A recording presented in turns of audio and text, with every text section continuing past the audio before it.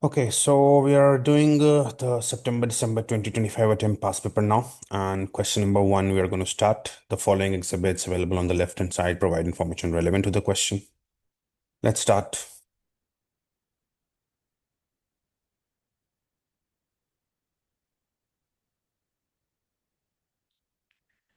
Drimpton Company is a large listed company based in the country of CompTIA currency dollar. So Drimpton is a large company based in CompTIA, the currency is dollar. It manufactures air conditioning units for homes and commercial buildings. It is regarded as the market leader as a result of its investment in the continual development of its products. So Drimpton is based in CompTIA, currency is dollar, manufactures air conditioning units for homes and commercial buildings, regarded as a market leader as a result of continual developments. Drimpton has expanded its sales to foreign countries over time. Recently, it has started selling to the country of Ed Ricer and the countries surrounding it, which are located in different continent to Drimpton. So it has started selling to Ed Ricer, countries surrounding it, and they're located in a different continent. Ricer and the surrounding countries have recently established a single market, the Central Trade Area, with the same regulations affecting how businesses operate. They have also entered monetary union and share a common currency, the peso. CompTIA is not a member of the CTA. Now, Drimpton is based in CompTIA, right? Currency is dollar. It manufactures air conditioning units. Drimpton, which is based in CompTIA, has expanded its sales and now entering Adressar and countries surrounding it. They're in a different continent. They all have established a CTA with same regulations affecting how business operate. They've entered monetary union. It's just like European Union. They share a same currency, peso. CompTIA, this country, is not a member of CTA. Okay, you are a country CompTIA.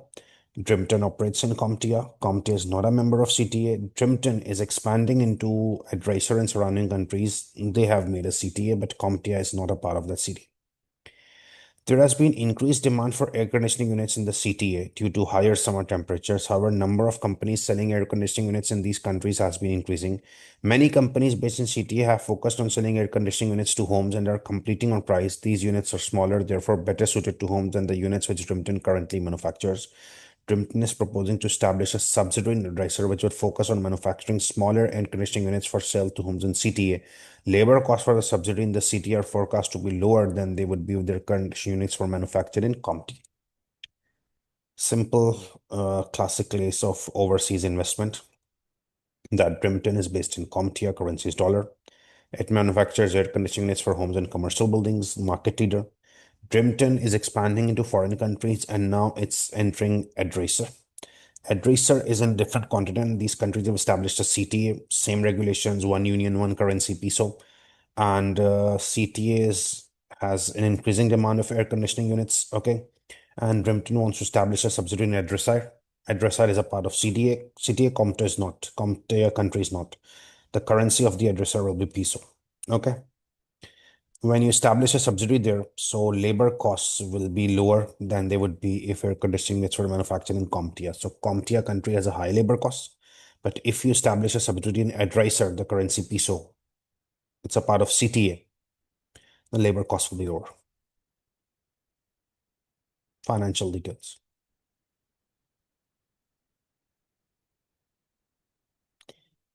Expected sales of the air conditioning units are as follows. Expected sales are 80, 110, 150, 160 for year life. Contribution in year one before deducting the cost of components imported from Drimpton and CompTIA will be 200 per unit, increasing in each of years 2 and 4 by the annual rate of inflation and Adressar. So contribution is given, no selling price, no variable cost is given, directly contribution is given. Therefore, in investment appraisal, we cannot write revenue, variable cost. We will directly start from contribution because contribution is given.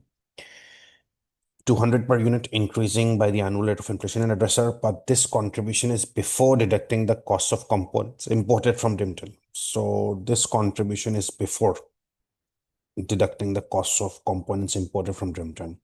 Obviously, Drimpton is in CompTIA. It's establishing a subsidiary. So a subsidiary has to import some parts. There will be an import cost as well. But this import cost is not deducted from this contribution. Subsidiary will then purchase some of the components from Drimpton and pay component cost of 12 per unit to Drimpton in year one. The component cost will increase each of years 2 to 4 by the annual rate of inflation in CompTIA. Drimpton will achieve a 60% pre-tax contribution in the sale of components to its subsidiary. Now, whenever there is import cost, subsidiary is importing from Drimpton So for subsidiary, it's an import cost, right? But when you are giving it to the subsidiary, for subsidiary, it's an import cost. You will be earning contribution on that. So remember, after the remitted cash flows, we take after tax contribution on imports. So 60% contribution will be earned, but it's before tax. Okay. Inflation adjusted fixed cost will be incurred by the subsidiary. This fixed cost is inflation adjusted year 1, 2, 3, 4 in pesos. Drimpton will pay tax on profits in an annual rate of 20%. Addressor on its profits there. So Drimpton will pay tax on profits at an annual rate of 20% and addressor on its profits there. Obviously, Drimpton is setting a subsidiary in addressor, so it will pay 20% tax on addressor. Drimpton will pay tax on profits at an annual rate of 28% in CompTIA. So in addressor, where you are establishing subsidiary, the tax rates are 20%, but in CompTIA, it's 28%. A bilateral treaty exists between addressor and CompTIA, which permits offsets of oversight tax against any liability in CompTIA and overseas earnings. Tax in both countries is payable in the year in which the taxable liability arises, no delay. Tax credits for tax losses and given tax credits for tax losses are given at an annual rate of 20% addressor, 28% CompTIA, with the bilateral treaty also applying to tax credits. Okay, so tax credits are given for tax losses at an annual rate of 20% in addressor and 28% in CompTIA. So tax credits are being given for tax losses, and the losses are not being carried forward. But tax credit means benefit immediately is given. Losses are not being carried forward, but tax credits are given. Okay, usually in the questions you have seen that it says that losses can be carried forward, but there it's the case that tax credits for tax losses are given. So when profits, there is tax payment. In losses, there is tax credit, means an inflow, right? And when losses are being carried forward, you know how to do it. Okay. So tax credits are an annual rate of 20%, it is a 28% CompTIA bilateral treaty also applying on tax credits. There will be an immediate investment in the subsidiary of 30 million. Tax allowable depreciation is available on the initial investment 25% per year, reducing balance basis with the first allowance claimed in year one. So TAD is available as well. First allowance claimed in year one. It can be assumed that realizable value of the end of year four will be equal to the tax written down today, so that there will be no tax allowable depreciation in year four.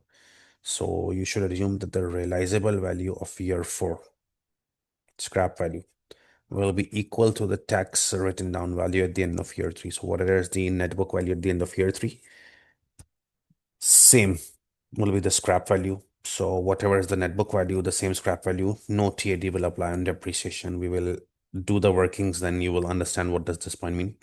Working capital each year 1440, 2080, 3000, 3290. Each year's working capital will be required at the start of their working capital will be released at the end of year four. So this is the working capital requirements, including inflation. Predicted annual inflation rates are as follows. For addresser, the CTA 4566, for CompTIA 7654. Exchange rate is P6.2 equals to $1. I have told you one always in denominator. So it's P6.2 per $1. So dollar is in denominator. The home country is dollar. CompTIA is in denominator. So for CompTIA, it's an indirect quote. Subsidiary is likely to take some future sales of air conditioning units to homes away from Drimpton. So subsidiary will take some future sales away from Drimpton. Drimpton's loss of future sales can be assumed to be 11% of the subsidiary's forecast sales. So Drimpton's loss of future sales will be 11% of subsidiary's forecast sales. Unit sales price on these sales can be assumed to be 17 year one, increasing each year by the rate of inflation in CompTIA. Pre-tax contribution margin on these sales can be assumed to be 40%. Now, what is this? You know that when you establish a subsidiary somewhere else, the countries will now purchase from the subsidiary rather than you. If there was no subsidiary, the countries will be purchasing from you directly. But if you establish a subsidiary, the countries will now purchase from the subsidiary. So there will be some lost contribution and opportunity cost, as I've taught you, lost contribution and redundancy. So lost contribution will be 11% of subsidiary sales, and selling price 70, increasing by CompTIA, and pre-tax contribution will be 40%, cost of capital is 10%. Okay, that's a huge financial analysis case.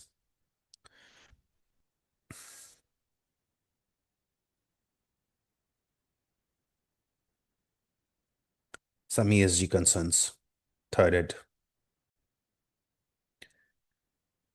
The majority of Drimpton shares are held by institutional investors. There have recently been reports in CompTIA's media about institutional investors' varying attitudes towards companies fulfilling environmental, social, and governance criteria. Some institutional investors are still judging companies mainly on financial grounds, focusing on the aspects of ESG which most affect profit, for example, strong financial controls being part of governance. However, an increasing number of investors are going beyond financial consideration and assessing the sustainability of companies' business models in the context of their record in relation to ESG. These investors want companies to take sufficient actions to fulfill ESG criteria across their whole business and clearly disclose what they have been doing in their annual reports. In short, the majority of Drimpton shares are held by institutional investors. Recently, media reports say institutional investors are shifting attitudes and they want to invest in companies for focusing on environmental, social, and governance criteria. Many companies still are operating on financial grounds, but investors are increasingly focusing on ESG criteria. Drimpton's board is increasingly concerned about how its business will be judged using ESG criteria. It believes it has robust governance systems. It feels Drimpton treats its employees well in CompTIA, pays them relatively high wages. However, board is aware that labor costs of the proposed subsidiary in Adresser have been forecast on the basis of paying employees the average wage rate of Jordan's Adresser, the average wage in Adresser, and the rest of CT is lower than CompTIA. So Drimpton board is now worried that investors are now judging ESG criteria. Okay. It believes it has a good system of governance. It feels Drimpton treats its employees well in CompTIA and pays them high wages, but board is just concerned that the labor rates in Adresser are low. So they will pay the labor in Adresser low. This might put a bad image in front of investors focusing on ESG, ethics, sustainability, environmental criteria, and governance criteria. Trumpton Post is also concerned about studies which highlight adverse environmental impacts of air conditioning units. One aspect is that emissions contribute significantly to global warming. Worldwide pressures over the last few years have resulted in governments introducing regulations requiring manufacturers of air conditioning units to restrict the level of emissions. There is also widespread concern about air conditioning units contributing to electricity usage in hotter countries. Countries in CT are all considered to be hotter countries. Research is currently being conducted to develop alternative methods of cooling. So now investors have started judging companies on ESG criteria, environmental, social governance issues. They want to invest in companies focusing on not only financials but ESG. Now, Drumpton's board is worried on two things. Number one, they think that they are paying good wages in CompTIA, but the wages rates in Advisor are low, CTA are low. So how will investors react to this is something to be worried about. And secondly, they are concerned that many studies are now telling that air conditioning units create global warming. So there are pressure on air conditioning companies to reduce emissions. And there is also concern that air conditions take huge electricity. So they're concerned about this ESG issue. So anyways, there are three aspects. Number one, where you were investing in Advisor, which is a part of CTA. Number two, all the details of your investment, which we'll study again, and the ESG criteria. Okay. So after all this, we will move towards the requirement. Requirement A, explain the advantages from Drimpton of establishing a manufacturing subsidiary within the CTA. What will be the advantages to Drimpton of establishing a subsidiary within the CTA? Okay. If you go towards the CTA area, what will be the advantages of establishing subsidiary there? Okay, now you see that currently Drimpton is based in CompTIA, okay, and it wishes to establish a subsidiary in Advisor, which is a part of CTA, okay. So if you establish a subsidiary in CTA, what will be the advantage of Drimpton? Now, firstly, if some countries in CTA want to buy air conditioning units from Drimpton, so Drimpton is in a different continent, okay, it takes a huge amount of time to deliver. If you establish a subsidiary in CTA, and CTA companies are operating as a one unit. If now they want air conditioning from Drimpton, it's in the same continent, so delivery times will be lower.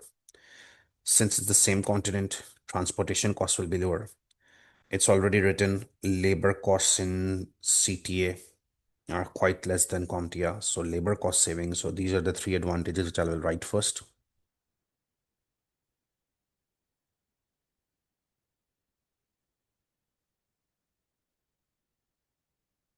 Establishing a subsidiary in CTA will mean that all countries of CTA will now purchase from local subsidiary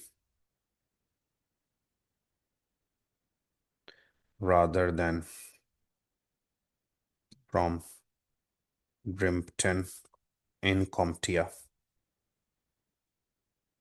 So delivery time will be much lower.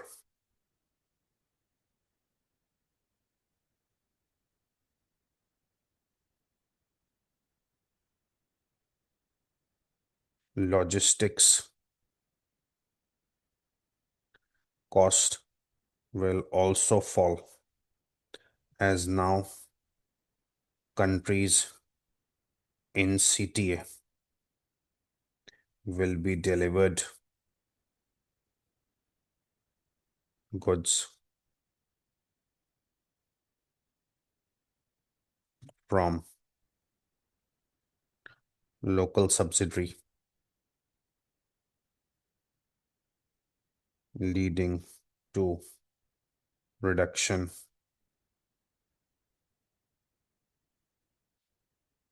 in delivery costs.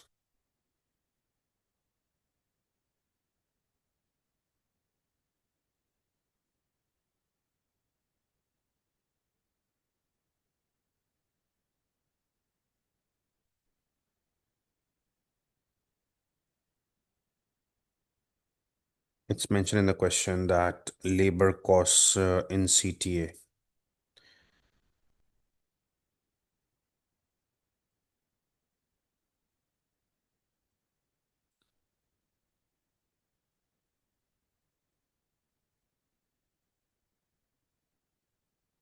are lower than CompTIA,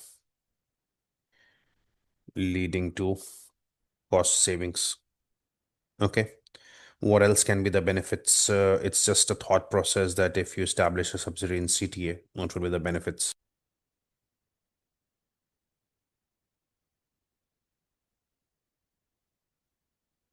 CTA will be following standard set of policies across all countries. So establishing a subsidiary there will mean a single set of policies have to be applied rather than different policies for different countries. CTA is a set of country. They have established a union, single currency. So that means they're following a single set of policy. You don't have to go and follow separate policies for taxation, legal requirements for different countries. Establishing in CTA means one policy, which will obviously beneficial that one policy for all countries will save time and cost as well.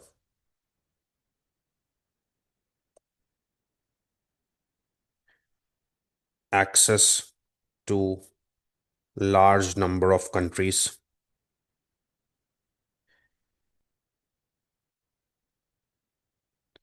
with no barriers of moving goods between different countries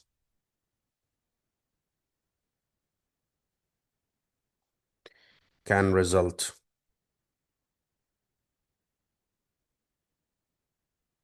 in increase in sales. Okay. Now, obviously, you enter into CTA. All the countries are one union. So no barrier in moving goods between one country to other, like a Schengen zone, European Union zone. So this can increase sales because establishing a subsidiary in CTA means you're accessing many countries, not just one country. Okay. These are the benefits. Obviously, other points are also welcome, but you can write this.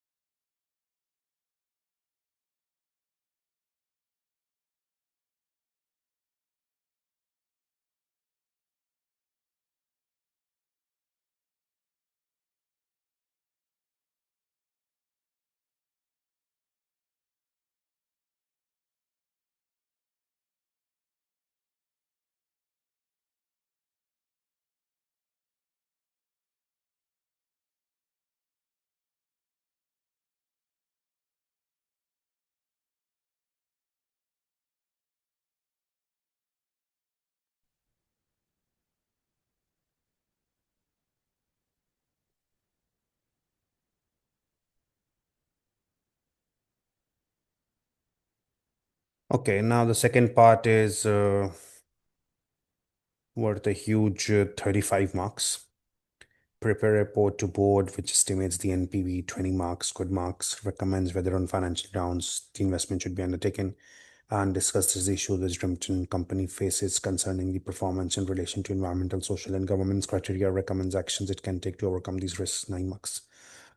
Big requirement of 35 marks. Let's start with the report.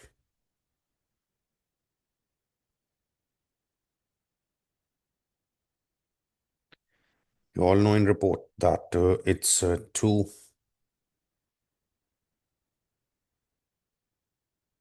from date subject.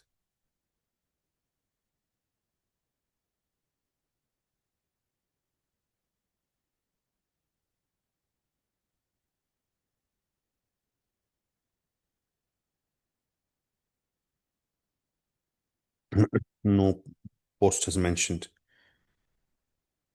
Date subject, two words.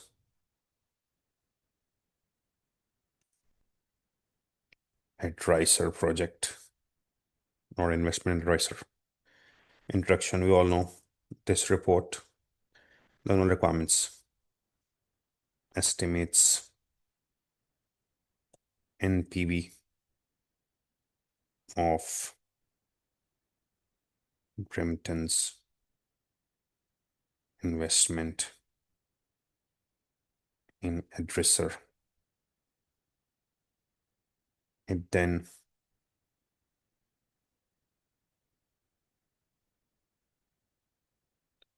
recommends on financial grounds whether project shall be undertaken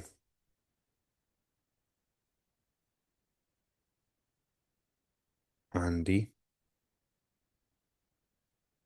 assumptions made. Finally, it discusses issues faced by Drimpton in relation to ESG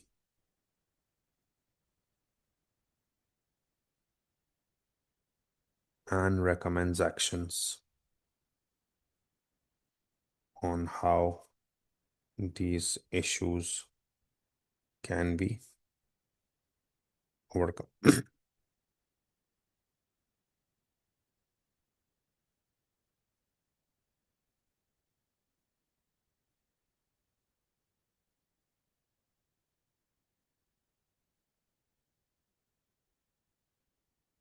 Then headings of each.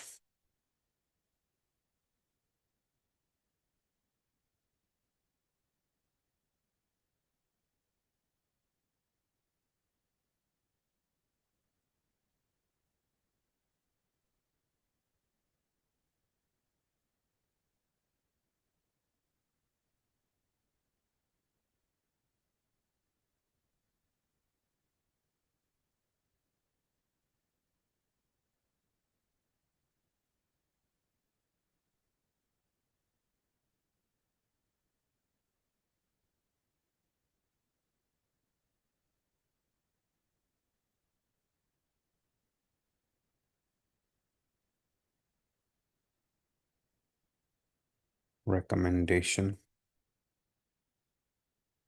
on whether project shall be undertaken and assumptions.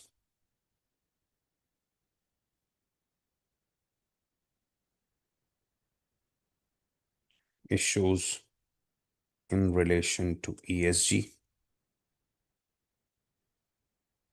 and actions.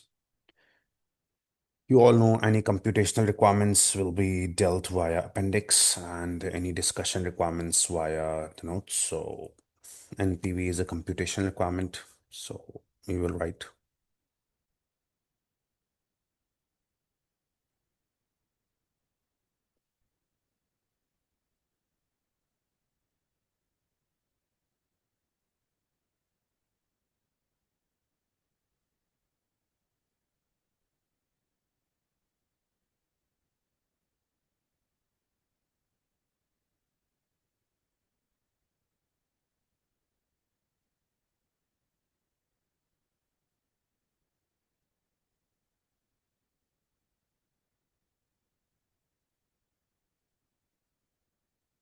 Whatever the NPV is, we will write it.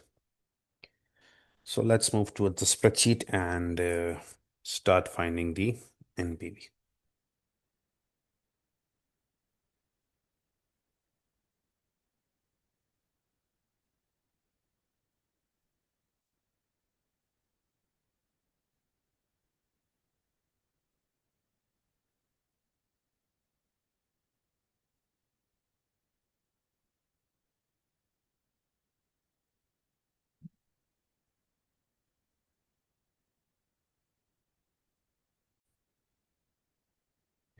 Okay, in international appraisal that we are operating in CompTIA and are planning to go towards a subsidiary in Adresser. So I've told you that the first step is the capital allowance schedule. So let's make a capital allowance schedule here.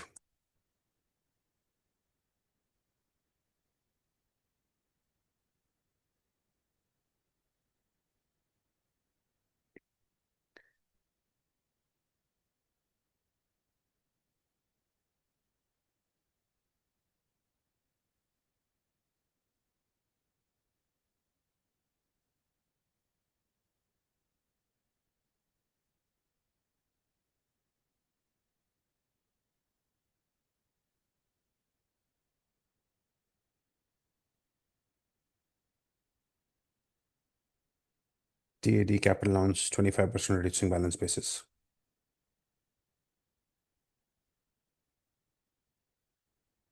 Tax savings at whatever the tax rate is. We are establishing subsidiary in Adresser, right? So tax rate in Adresser is 20%.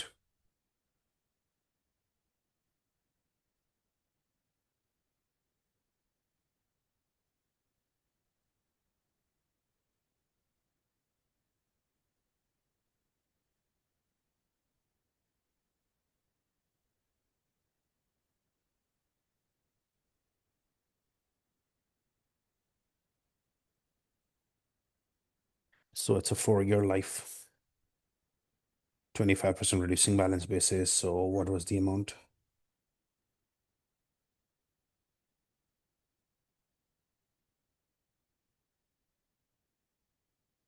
$30 million. So I will write it as 30,000.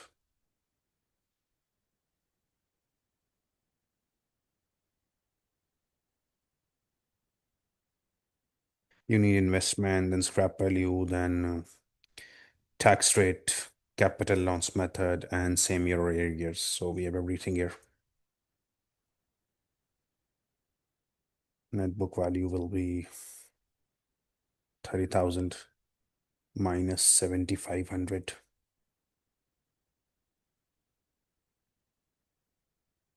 Then net book value will be 30,000 minus 7,500 minus 5,625.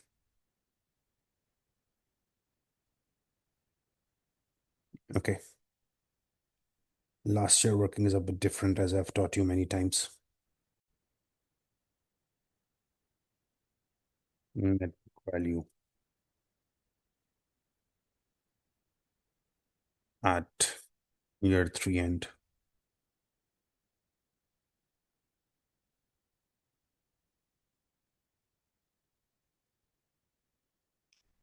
30,000 minus all the depreciation charged before P5, P6.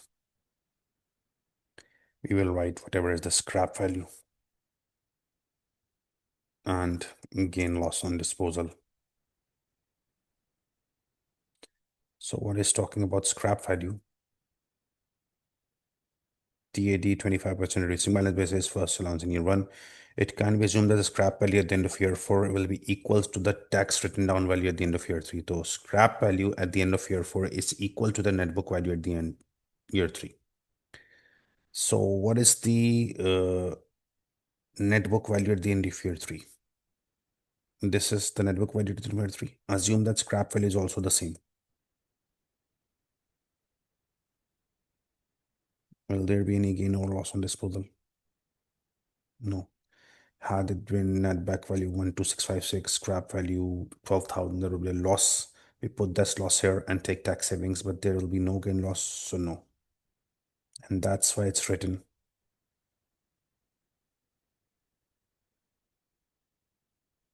We don't follow their approach. Our approach is a bit different. That's why it's written here that there will be no TAD in year four. Okay, no TAD in year four. Obviously, when the scrap value at the end of year four is same as net book value at the end of year three, when net book value and scrap are same, no gain loss disposal, so no figure here. And the tax saving will be at 20%, so just the P4, steric 0.2, and we drag it.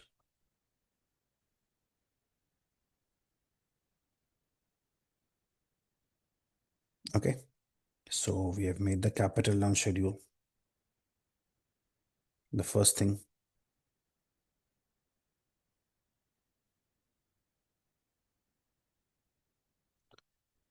And after this, we needed the, what do you call, exchange rates.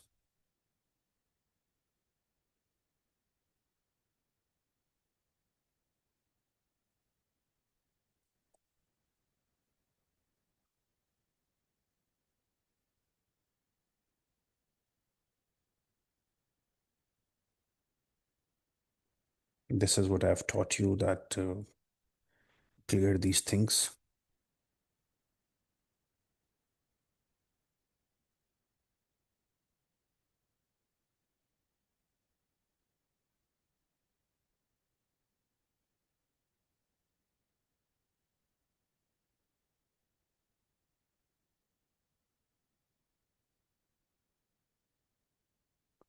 So if we talk about exchange rates, you are given the spot rate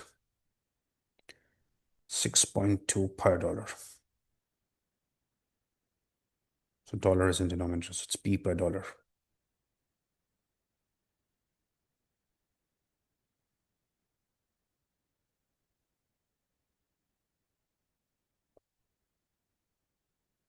Because one is always in denominator. So it's 6.2 P per dollar, P so numerator, dollar denominator. And you are given, I think, inflation rates of both.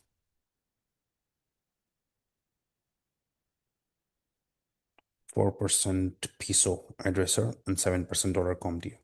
So 6.2, if you apply the parity theory into 1 plus 4% over 1 plus 7%.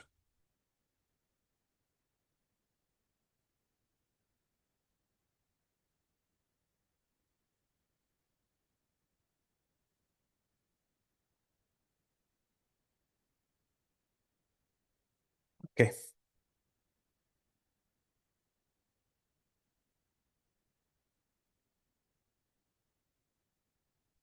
Then 1.05, 1.06, 1 plus 5% over 1 plus 6% because dollar is in denominator.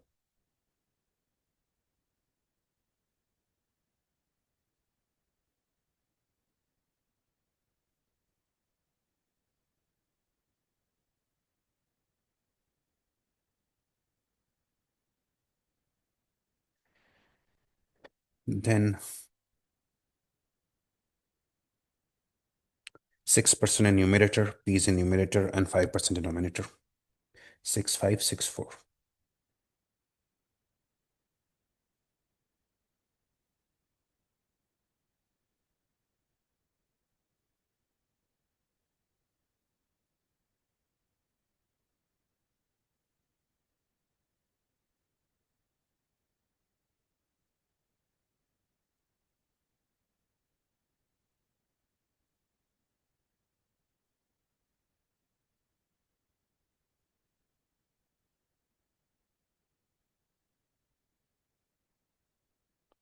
So we have got the capital and schedule as well as the exchange rates, which I told you that first two steps are usually these in international appraisal. Now, once you are done with these two, we should start making the NPV thing. Okay. And for NPV thing, it's 0, 1, 2, 3, and 4.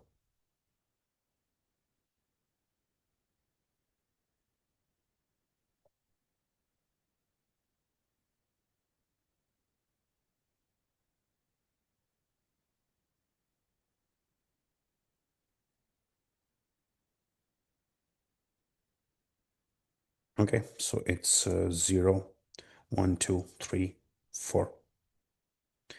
You all know investment starts.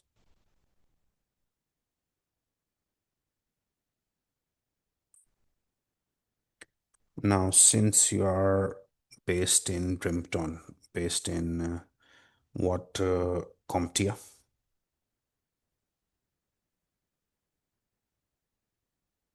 and you are investing in advisor. The currency of advisor is peso. So if you are in CompTIA dollar and you're investing in advisor peso, all inflows outflows will be in pesos. Okay, so let's start. Investment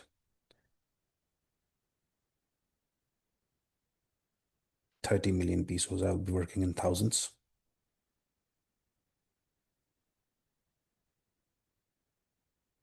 Okay, revenue variable cost not given. So revenues less variable cost, directly contribution is given.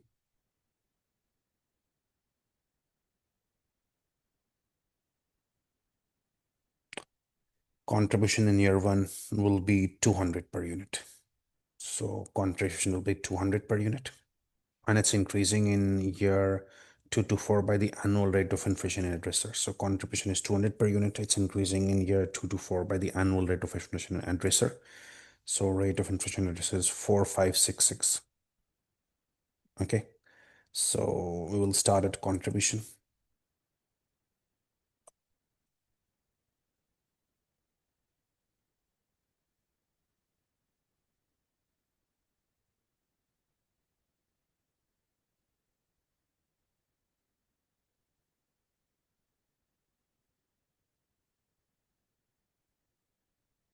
80 per unit. Pesos. Sorry, 200 per unit in pesos. To how many units? 80,000. So 80. 1600. Now it's 200 per unit in year one, 80,000 units. That will increase by 2 to 4 by the annual rate of inflation. So in year two, it's going to be increasing by the rate of inflation. 200.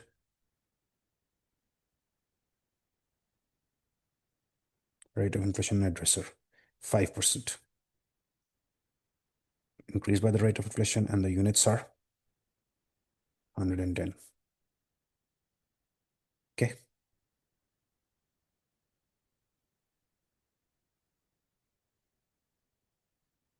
23100.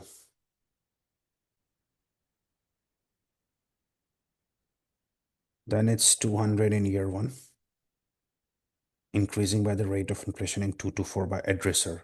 So it's 5% in year two. And now in year three, it's 6%. Remember, 200 was in year one. So increase by 5%, then 6%, 2 and 3. And then you multiply it with units. How many units are there? 150.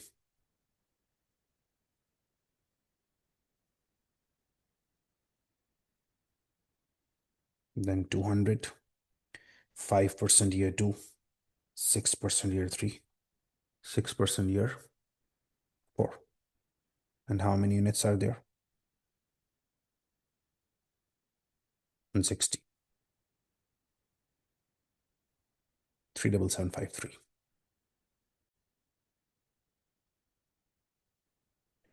Okay, once you have the contribution, that means you have taken revenue and you have taken the variable cost as well. So after that, we have fixed cost. So what is the fixed cost here? Inflation adjusted 3200, 3360.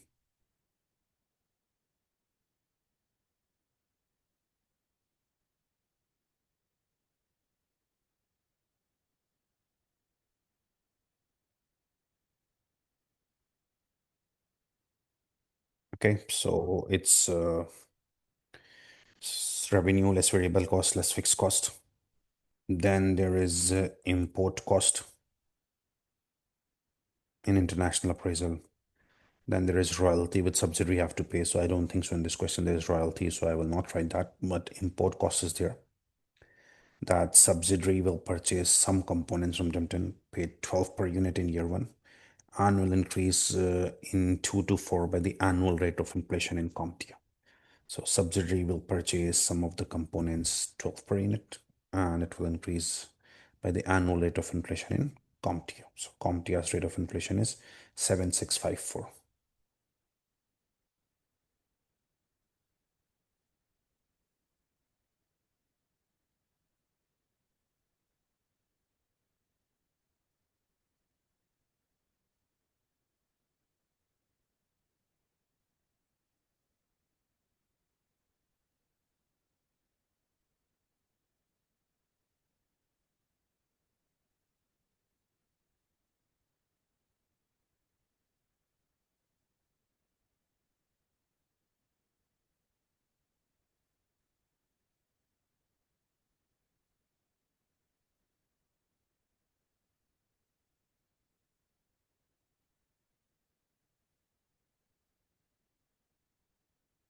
So import cost is basically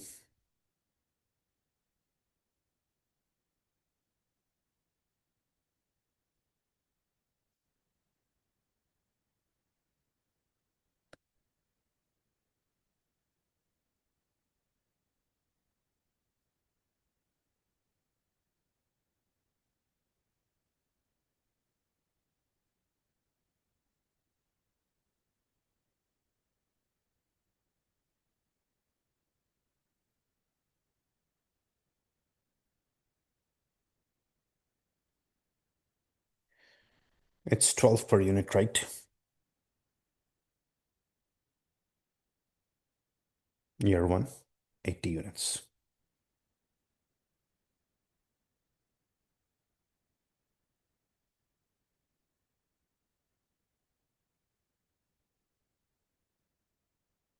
Okay. Will increase by the rate of inflation in CompTIA.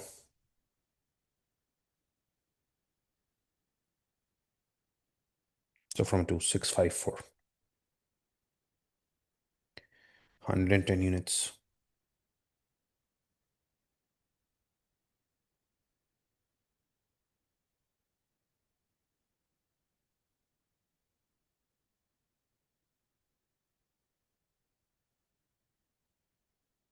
Okay. Then 12 into 6% for 2, 5% for 3, into how many units are there? 150.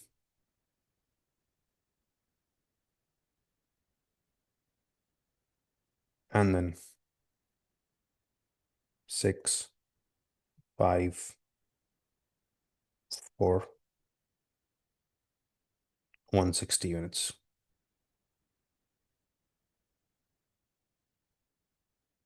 Now you need to recognize this thing that this import cost is in dollars. See, $12 per unit. 80 units, increasing my rate of inflation, CompTIA dollar into units. So this is in dollars. Everything here needs to be in pesos, right? So exchange rate already calculated. So import cost in peso will be, now pay attention. At the moment we are where? In Adricer. We have invested in Adricer. So all inflows, outflows will be in pesos. So we are in Adricer at the moment. We are in Adricer at the moment, right? Because we have invested in Adricer. So all inflows, outflows will be in pesos. So we are in Adricer. All inflows, outflows in pesos. We're in Adricer. The exchange rate is peso per dollar, peso numerator. So at the moment it's a direct quote, right? At the moment it's a direct quote. So convert in peso by multiplying P18, P15.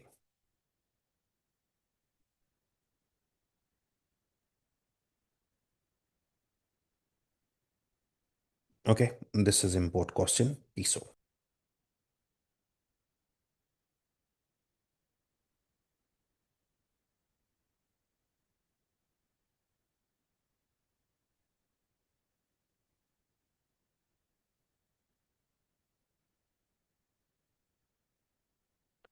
negative P19.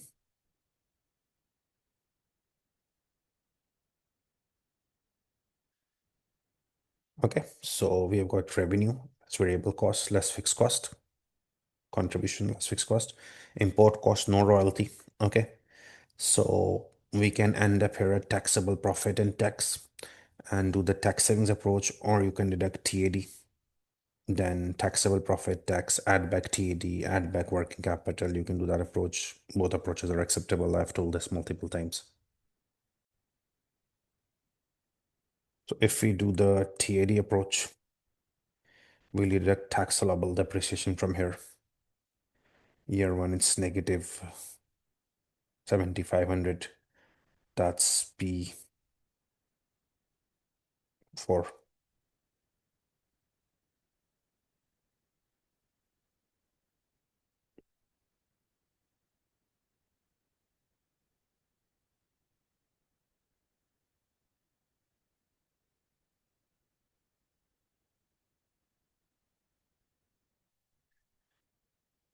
So after deducting the revenue, variable cost, fixed cost, import cost, royalty, we get taxable profit. If we do the TAD approach, we deduct TAD as well.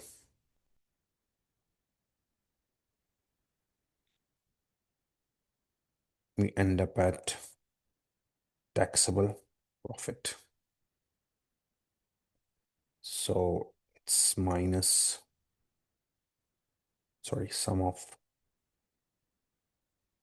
B3 to B7, and you can drag it.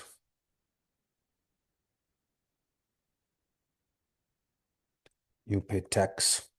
You're an advisor, 20%. Okay, so this is profit, no tax.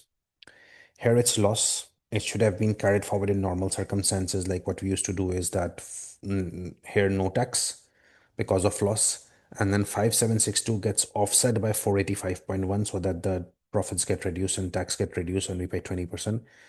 This case is applies when nothing is mentioned or it says losses are carried forward. Here the question is clearly saying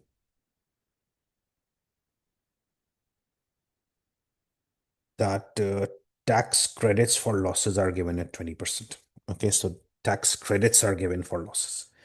If it's a benefit, okay, we pay tax. If it's a loss, we get a tax credit, no carried forward. Okay, so tax credit is 20%. So whatever is the loss, we will get a benefit at 20%. So 485.12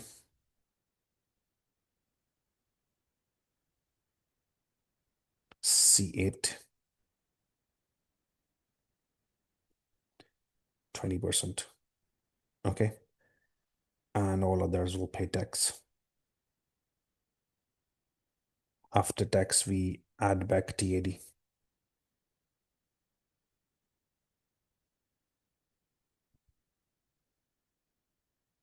$7,500, 5,625,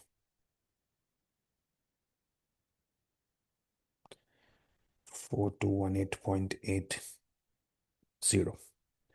Now after that, there is scrap value.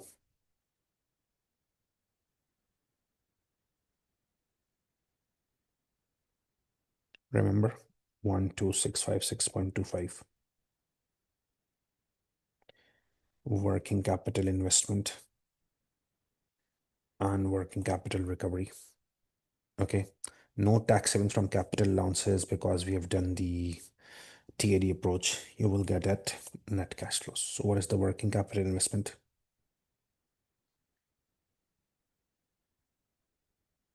Including attrition at the start of each year, for each year. So for year one will be in zero, negative 1,440. This is working capital for each year and will be required at the start of the year. So this is required at the start of year one. So we'll put it in zero. This is required at the start of year two. This is required at the start of year two.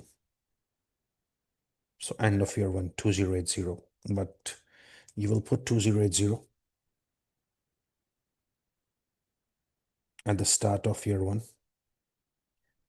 but 1440 is already present. So you'll just put 640. Then in year three, 3000 is required at the start of year three. So end of year two, this is required. Now 1440 was required at the start of year one. So you put it in zero.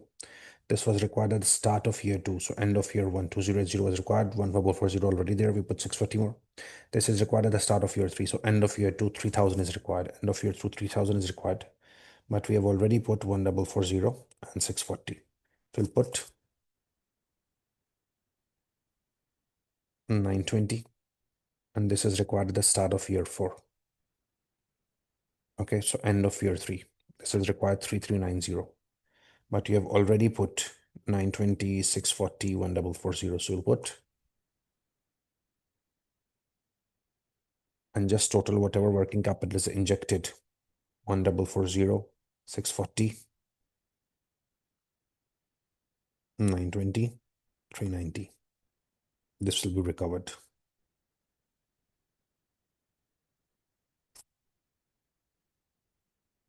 No tax savings from capital allowances. Those dealing in tax savings from capital allowance approach would have not done this TAD thing. They would have just ignored that TAD, and in the last row, they would have added these savings. 1500, 1125, 843.75. No problem in that. So that's it. And we will move towards the net cash flow figure. So it's now the sum of B8 to B13.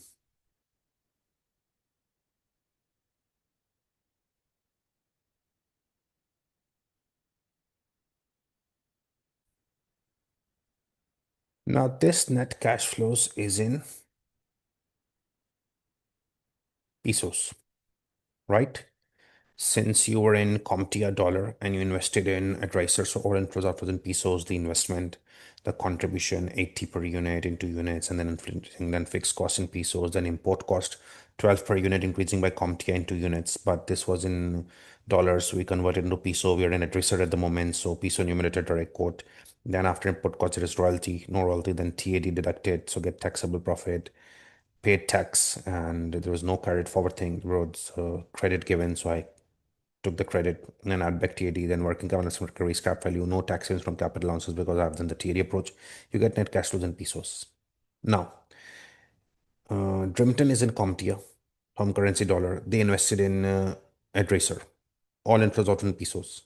So when they have earned in the end pesos, I told you they will not keep it there. They will remit it back to their home country because they will not keep pesos at the end of the year to the subsidiary. They will remit it back to the home country called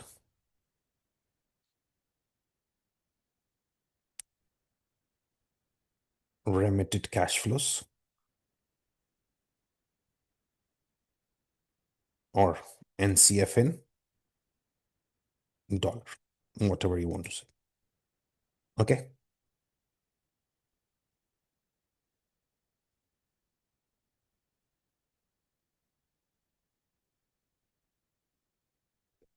Now, how do you get NCF in dollars?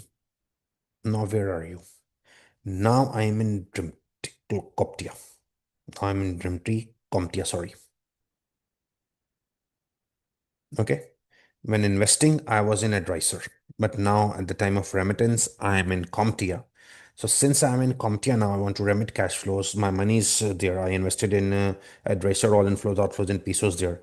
But now I want to bring back money to my home country. So now I'm in Comptia. So now when I'm in CompTIA, my currency is dollar. It's in denominator. It's in indirect quotes. So now I will divide, right? So it's B14 divided by 0. So spot rate was, I think, 6.2. Let me just confirm. 6.2. For year one, it's C14 divided by P14, P15. Then it's D14 divided by 2. Q15, E14 divided by R50, F14 divided by, okay, so these are the remitted cash flows.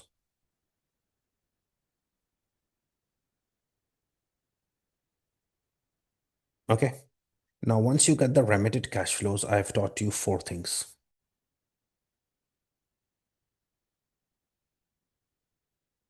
Now, remember those four things which I've been taught to you after remitted cash flows. Additional tax, remember? After tax contribution on imports.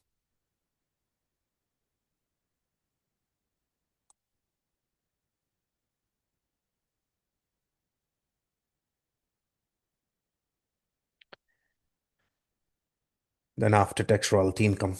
There is no royalty, so won't write it. Redundancy and lost contribution to tax.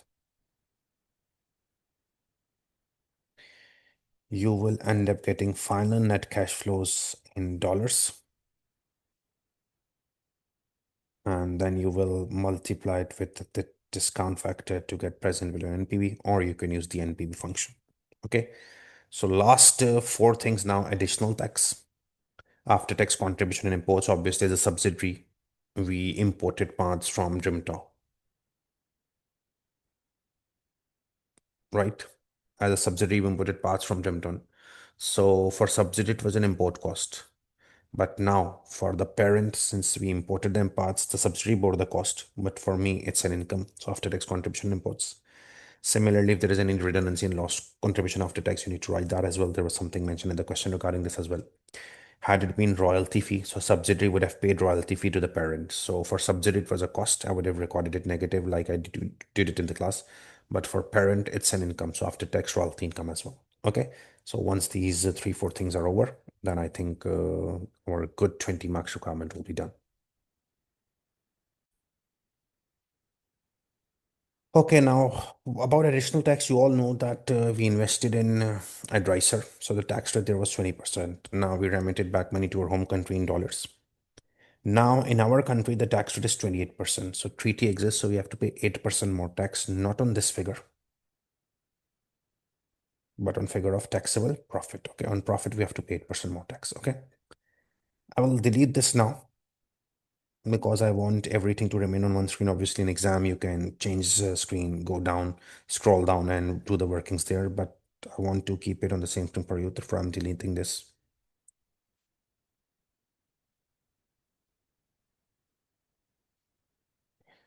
Okay, so for additional tax, working two.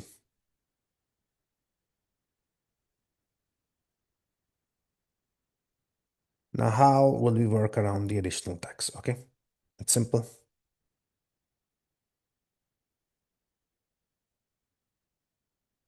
So additional tax is basically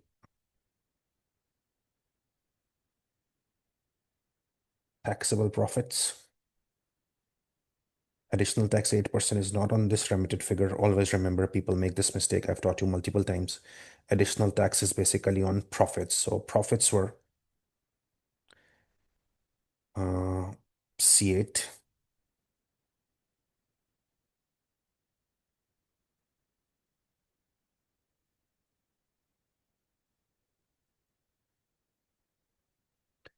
On this, you pay 20% advisor, but now you are in your home country, so you need to pay 8% more tax.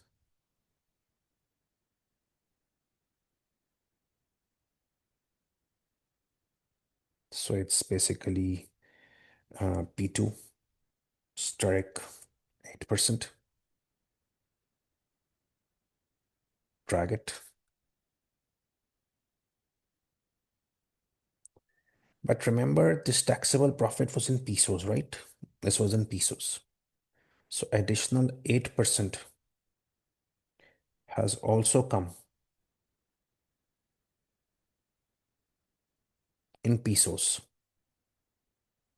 Okay.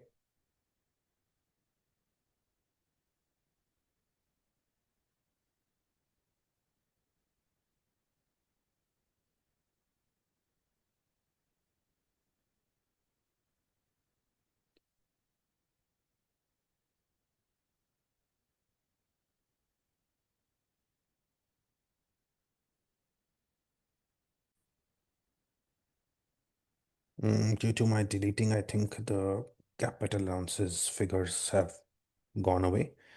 7,500. I'm sorry for that.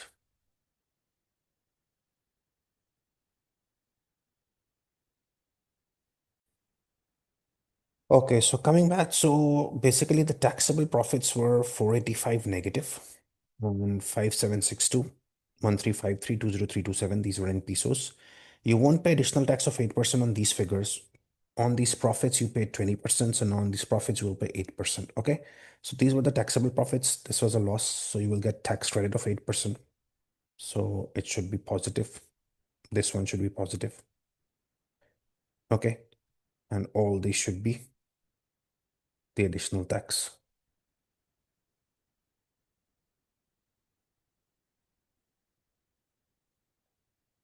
Right? But this additional 8% is in pesos because this taxable profit was in pesos. We paid 20% there in pesos. But now the additional 8% is also coming in pesos. Okay.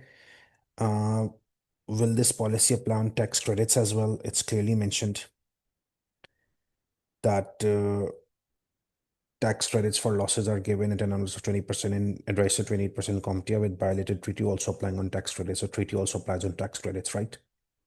So you paid 20% there and got 20% credit there. So now you will pay 8% more here and 8% credit. Okay, but that's in pesos.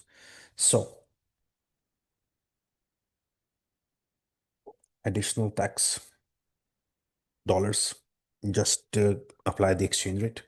How do you apply the exchange rate? You are in CompTIA at the moment. Your currency is dollar because you have remitted money, you're in dollars. Dollar is in denominator, it's an indirect quote, so just divide P4.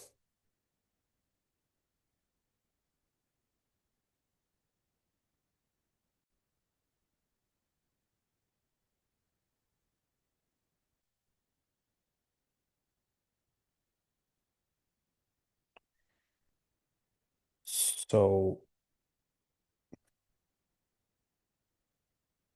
additional tax in pesos has to be converted by applying the exchange rate. It's P3 divided by the exchange rate, so it's in P15, and you drag it. So additional tax is gonna be here one P4 drag.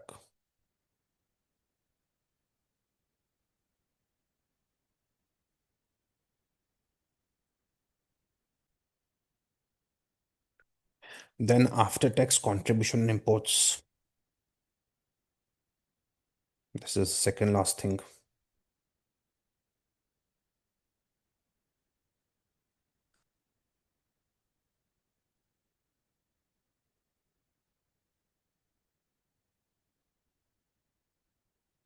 It's two working three here.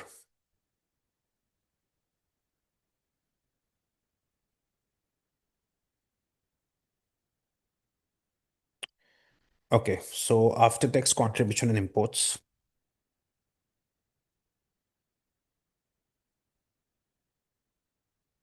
or you can simply write working three here, working two here, working one here.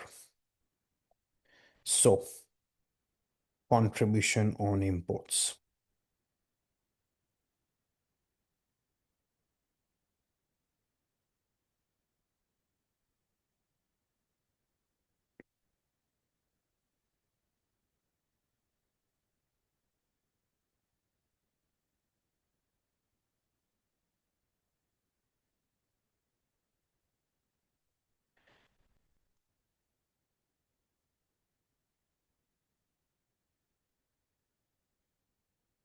Okay, so it's 12 per unit, increasing by 224 by the annual rate of inflation. So it's 12 per unit, increasing by 6, 5, and 4, multiplied by the units. This is the sale you made. Okay, this is the sale you made, which was a cost for the subsidiary.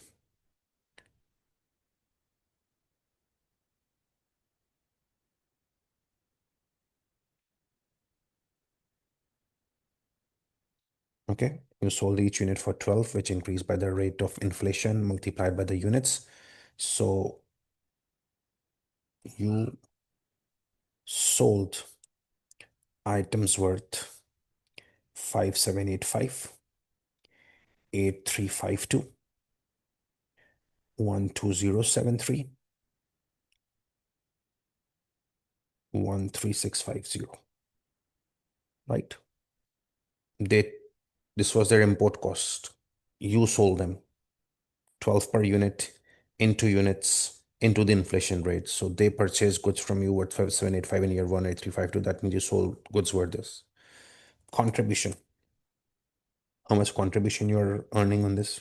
60%. So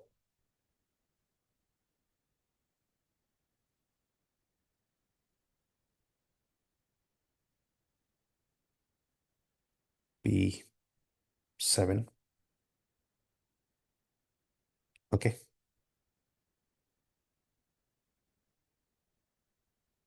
After tax contribution.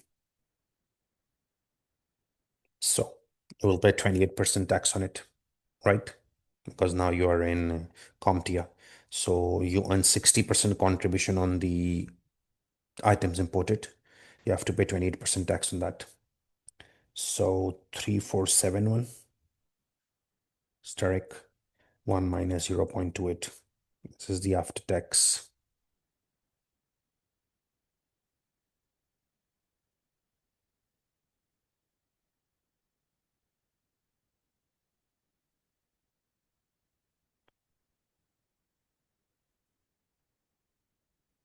Okay. And you can simply convert this peso value.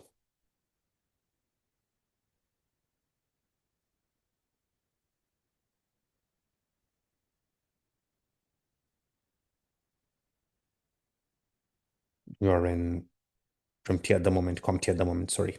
So dollar is the rate divided.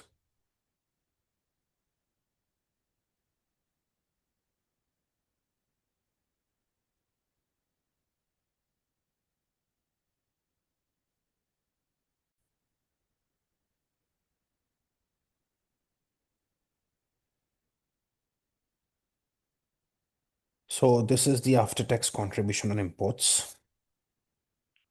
Whatever the goods sold, got contribution 60%, then contribution was an after-tax by paying 28%. So this is in pesos. For dollars, you took the exchange rate. Okay.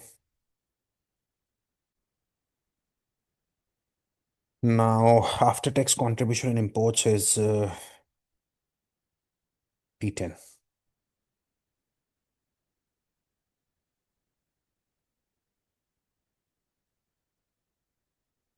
Okay. You could have also done it this way, that I took the peso value of whatever I sold. They purchased from me for them import cost for me. It's a revenue. I took 60% contribution on that in pesos and after tax contribution, applying 20% in pesos and then in dollars. You could have done it directly as well, that this was the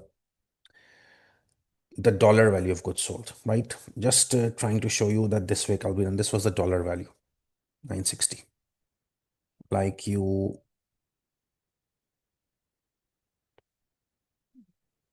imported goods, the cost was $12 per unit into 80 units.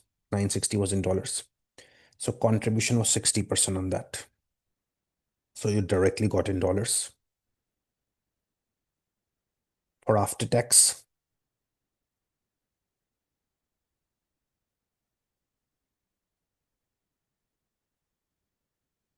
415. See, 414, 415. You could have directly done it in dollars as well. So regardless of you take the pesos values, then contribution 60%, then after tax, and then converting into dollars, you could have directly taken in dollars as well. That 12 per unit is the amount of goods I'm exporting.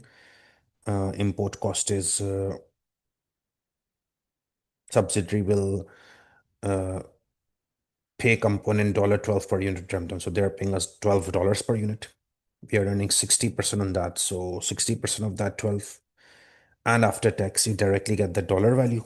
Same for 15, and you're also getting it indirectly as well. Finally, redundancy and loss contribution after tax. So the redundancy and loss contribution after tax is the last thing. Now, what is the redundancy and loss contribution issue here?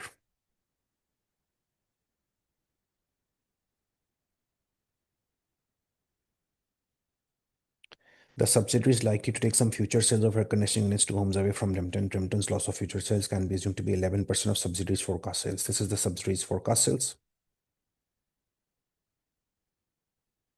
Okay. And you can assume that 11% you will be losing loss contribution. Okay. Contribution is 40%. You just need to make it after tax. Okay. So let's do this. Lost contribution. First, I will write the units lost.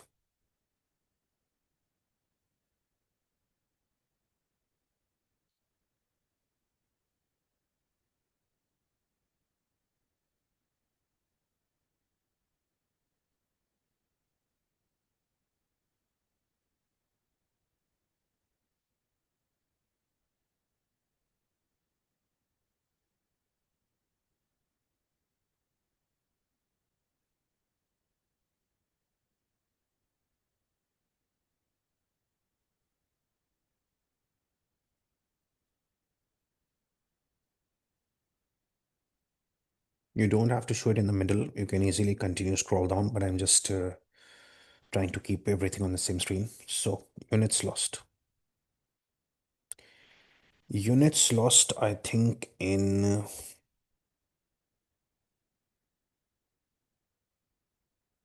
leave it.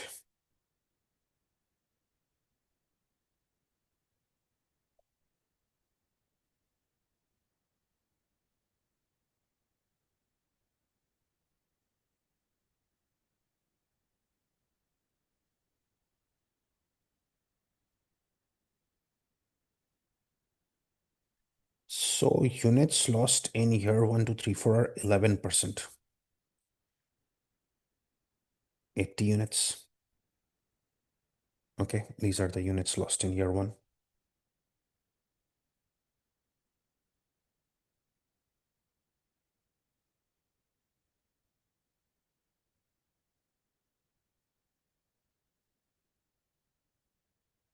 One ten, 150, 160.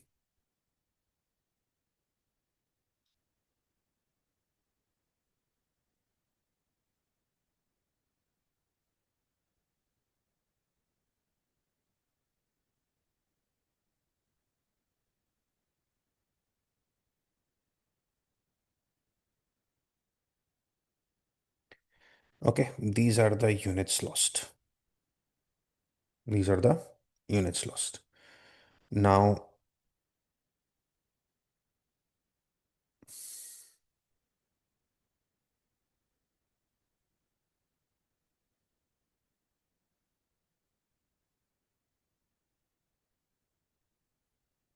so just for an idea, the units lost in year 1, 2, 3, 4 are 8.8, 12.1, 16.5, and 17.6 units lost.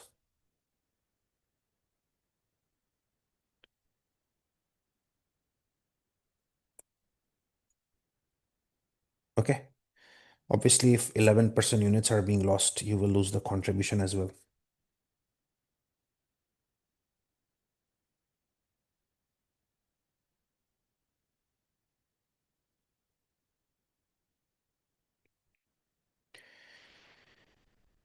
So these units lost, sales price 70 in year 1 and rate of return CompTIA. So year 1 is 70 selling price, then 654. So price is 70 in year 1, increasing by 6, then 5,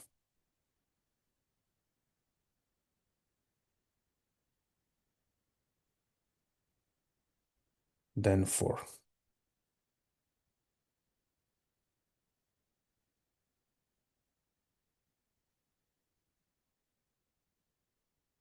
Okay. So this is the selling price and these are the units, right? Selling price and units. Contribution.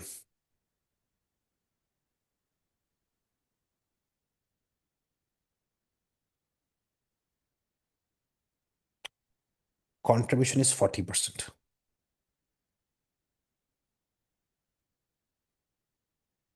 So either you can do that first converted into the total revenue, units into sales. These were the sales lost.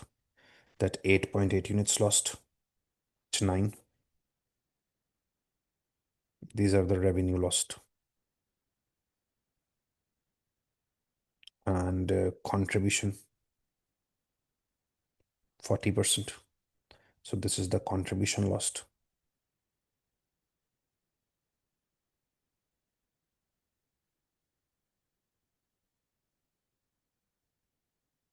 Okay. And for after tax contribution, it's simply contribution lost.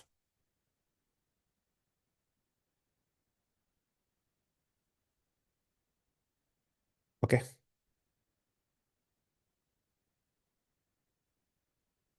So it's H13, negative H13 because it's a loss.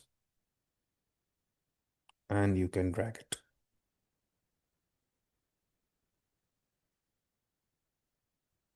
So the redundancy and loss contribution after tax working.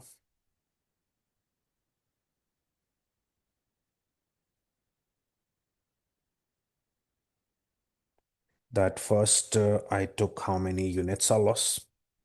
So it's 11% of the sales. So 11% of the sales units. Then selling price was 70, increasing by rate of inflation. I increased the selling price. I got the revenue lost. 40% was the contribution. This is contribution lost. And then after tax. Okay, so after all this working, you have got the net cash flows in dollars figures now. It's a sum of B15 to B19.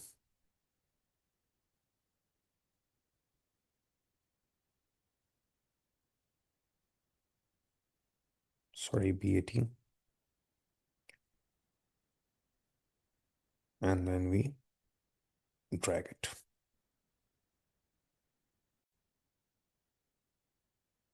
I think the discount rate in the question is 10%.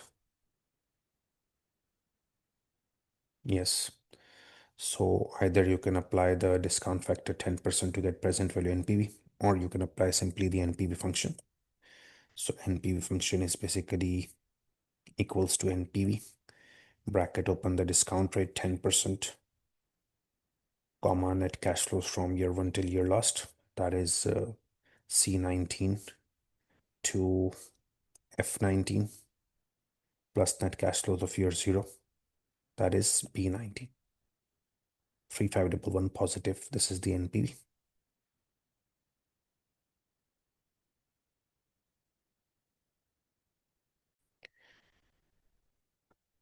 Obviously, a bit time consuming, but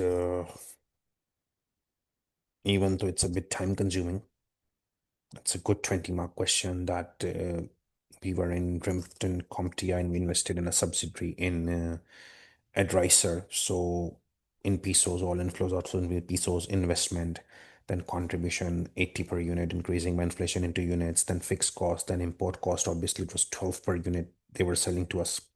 So for us, it's a cost 12 per unit, increasing by inflation into units, but that came in dollar.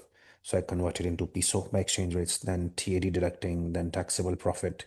You paid tax and there was loss, no carried forward, you got a tax credit. Then add back TAD, scrap value, working capital recovery, and working capital recovery, net cash flows pesos, remitted to our country. We are in CompTIA now, so now our home currency is dollar. So we multiplied it, sorry, divided it because it's an indirect quote. Net cash flows in dollars, additional tax 88% on taxable profit, and it was in pesos again, converted in dollars. After tax contribution in imports, whatever import was there, 12 per unit into units, the import cost. We earned 60% on that. We took 60% then after tax, okay, and lost contribution, whatever the units were, into selling price, into contribution, and then after tax, okay. It was a good 20-mark question, and I don't think so there is any discussion on this as well at the moment in this appendix. NPV, so we'll just write in the report that NPV is 3511 positive.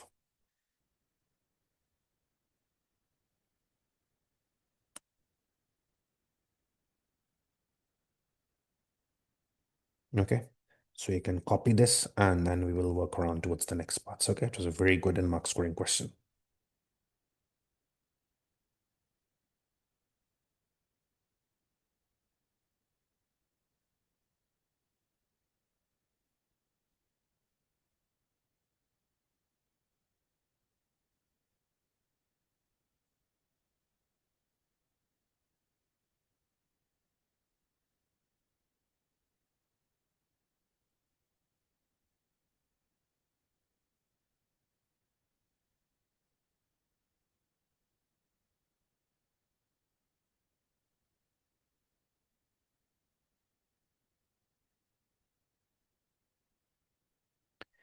So working for is basically here, right?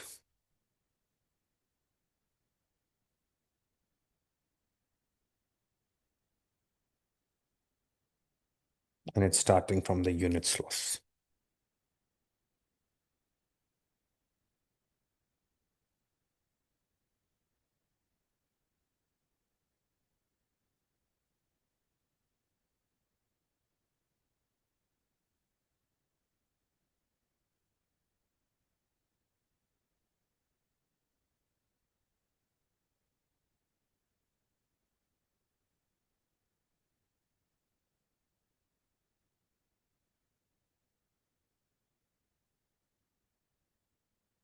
This 8.8, 12.1, this is the units loss, right?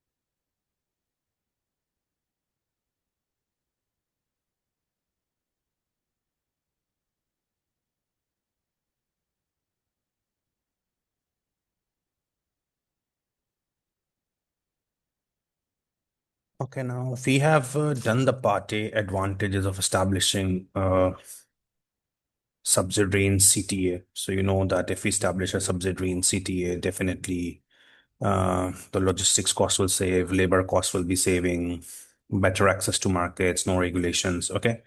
Then we have discussed this prepare a report to board which estimates NPV. So NPV is this. 6 marks very easy. Recommend on further financial grounds investment should be undertaken since NPV is positive. It should be undertaken.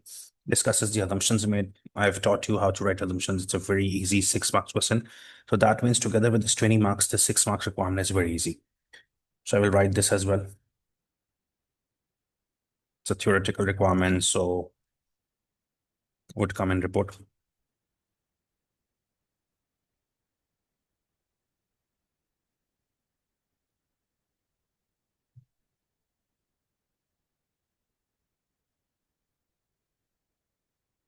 Since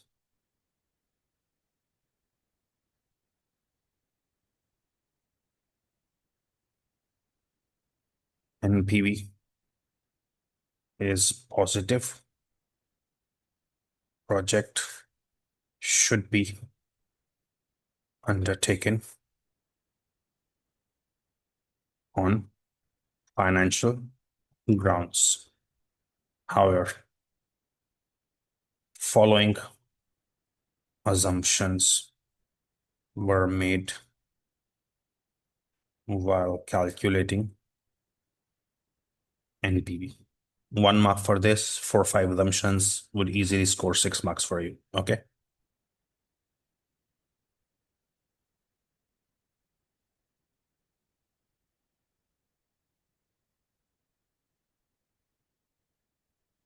If there are any assumptions, assume a cost of capital of 10%. Okay. Pre-tax contribution is assumed to be 40%.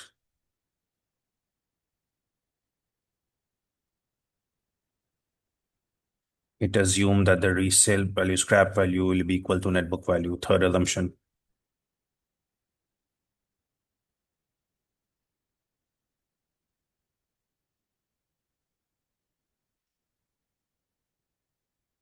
Then tax rates are assumed constant. Then inflation rates are used to predict inflation exchange rates, whereas they may depend on interest rate parity. So very good question. Very mark scoring question as well.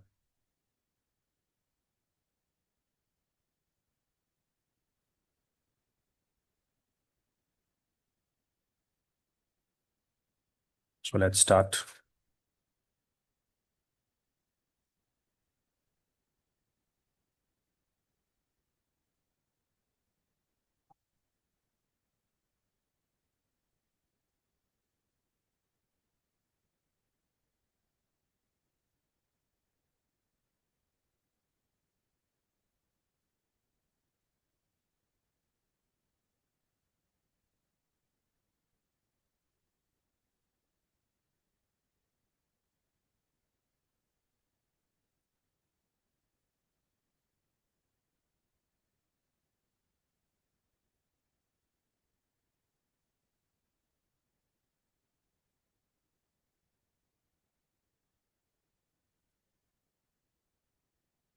It is assumed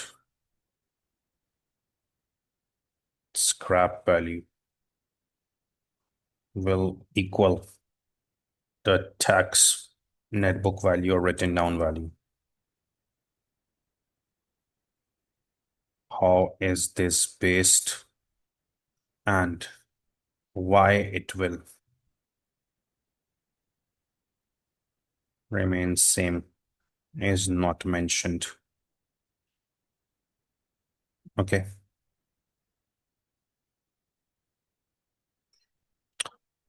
On the lost sales, the pre-tax contribution margin is assumed as 40%.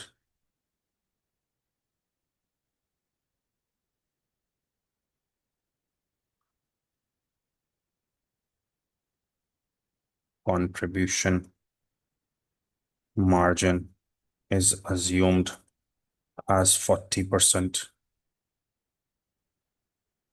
but no info is provided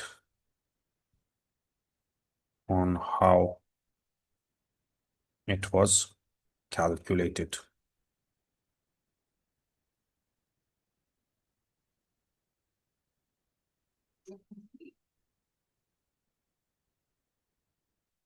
I would like to add one more point in cost of capital. Also, changes in economic conditions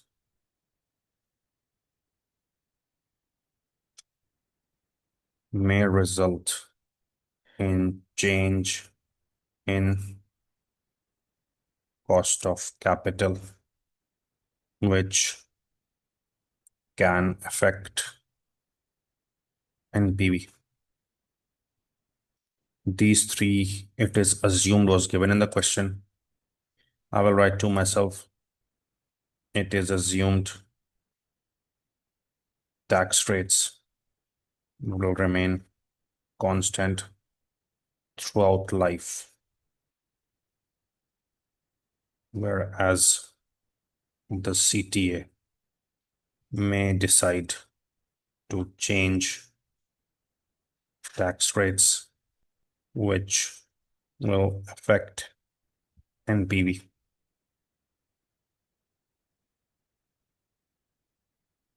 The exchange rates calculated are based on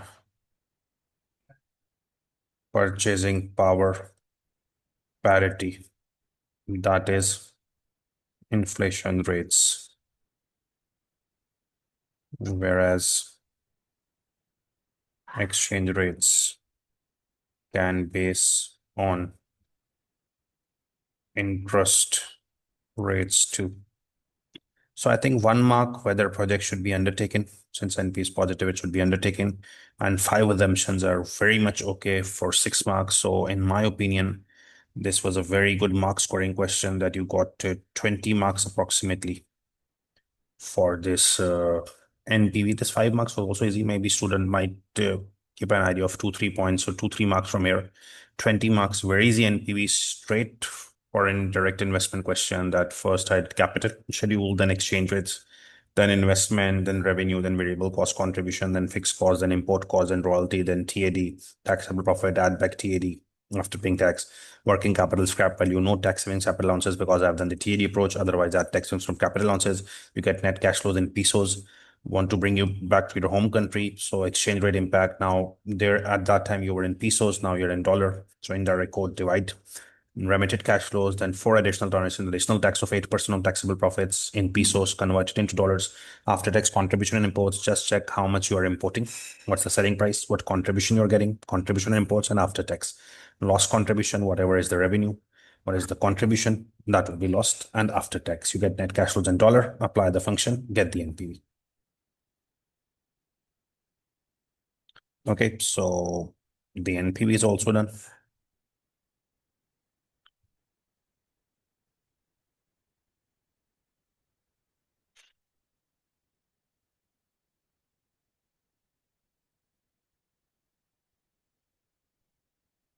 And after the NPV, there was a requirement of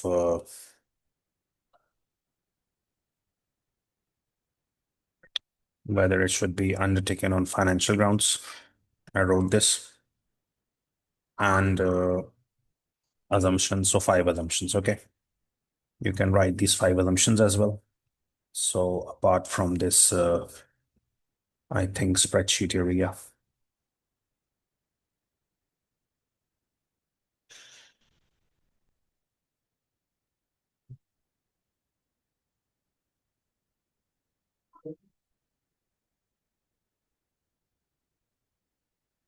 You are done with the spreadsheet, the NPV part as well.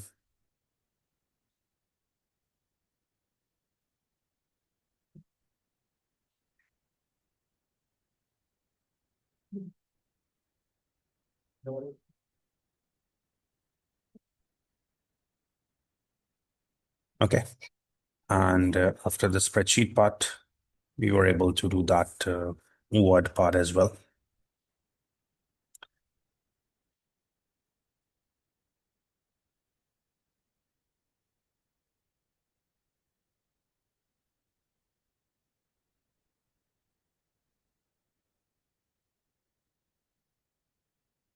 Okay, so NPV is also there, and this void requirement is also there. You can note these parts, and then we can move towards the last part to wrap it up.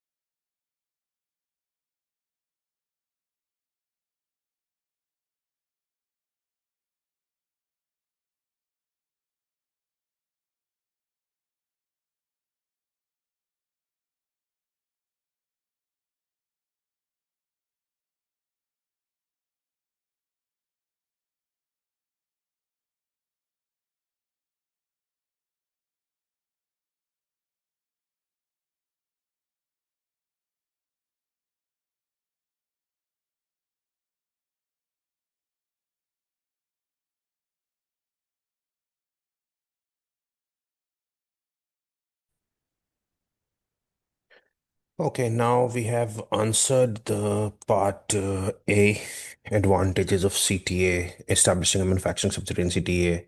Then we have done the report part, NPV, then recommend, and then assumption. So the last 9 marks part.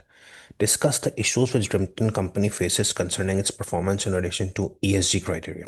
So you need to discuss the issues which Drimpton faces concerning its performance in relation to ESG criteria. The issues are already mentioned here, right?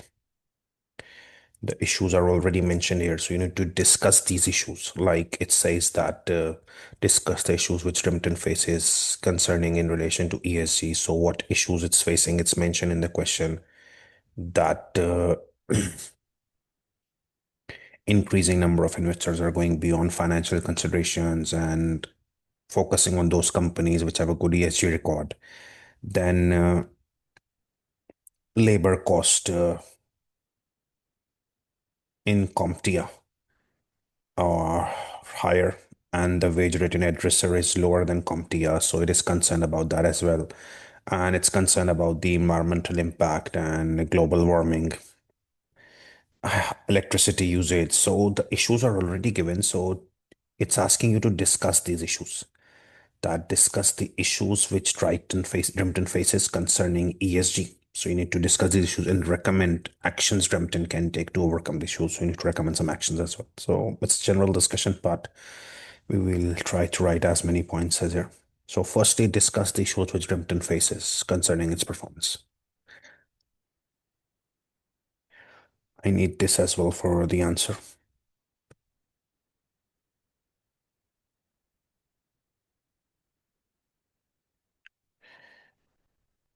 Drimpton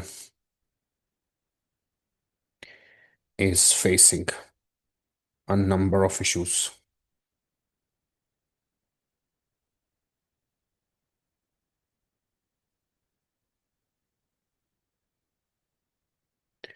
in relation to ESG criteria.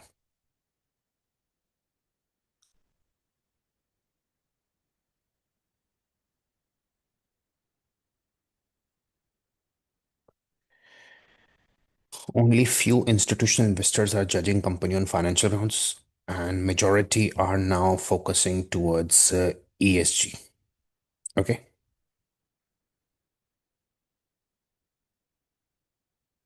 Investors want companies to take sufficient actions to fulfill ESG criteria and clearly disclose what they've been doing.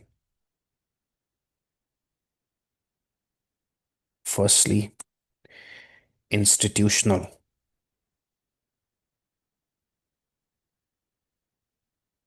investors are now shifting focus, and they prefer companies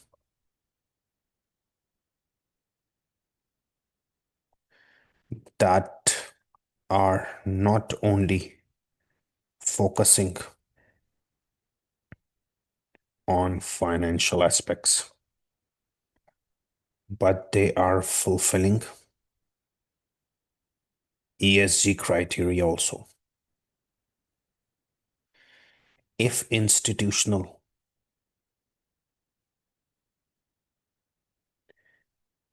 investors are not satisfied with what Drimpton is doing. They may decide to divest from the company or exit from the company, which can lead to lack of funds as well as fall in share price, right? Similarly, investors now also want companies to take actions and disclose in their annual reports.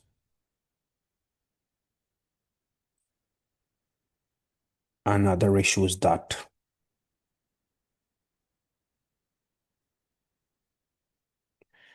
institutional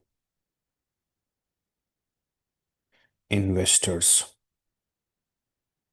want company to take actions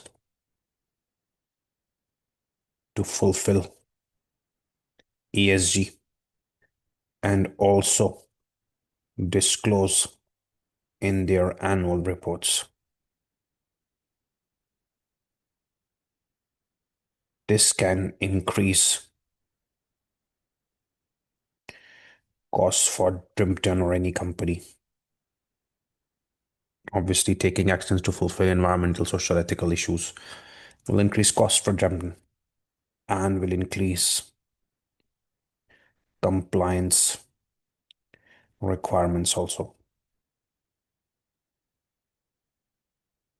You need to discuss issues that Drimpton is facing in relation to ESG. So, discuss issues Drimpton faces. So, one issue is that institutional investors can pull their shares. Another issue, they want reporting, so increasing compliance. They want investment and actions, increasing cost. What else the issues Drimpton is facing?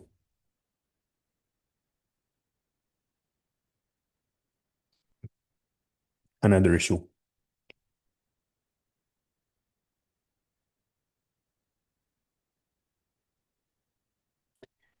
the governance, the G of ESG. The G governance is good, but it's a social issue that they will pay employees average wage rate of hairdresser, which is lower than CompTIA. So you can discuss this as well. Another issue which Drimpton will face is that although it has good governance systems, it will pay wages to labor in advisor according to wage rates of advisor, which are comparatively lower than CompTIA. This can create social issue that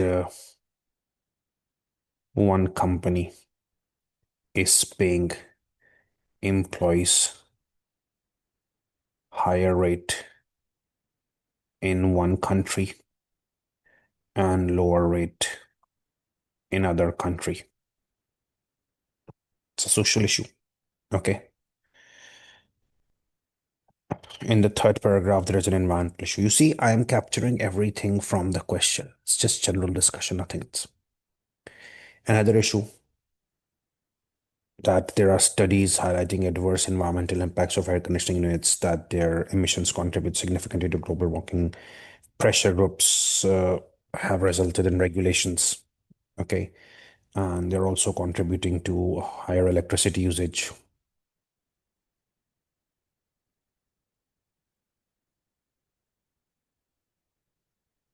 Another issue, Drimpton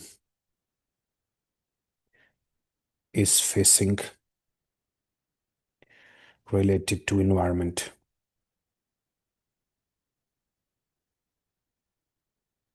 Studies are saying that air conditioning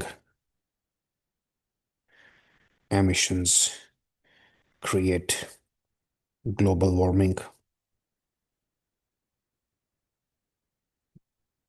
and governments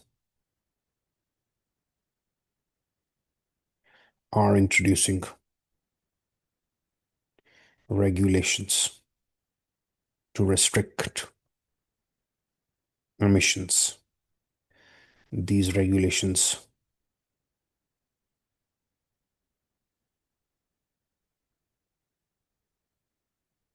may result in high costs for the company and more regulatory requirements.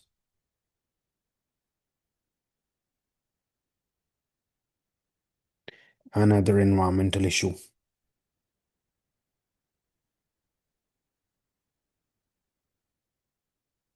is that air conditioning units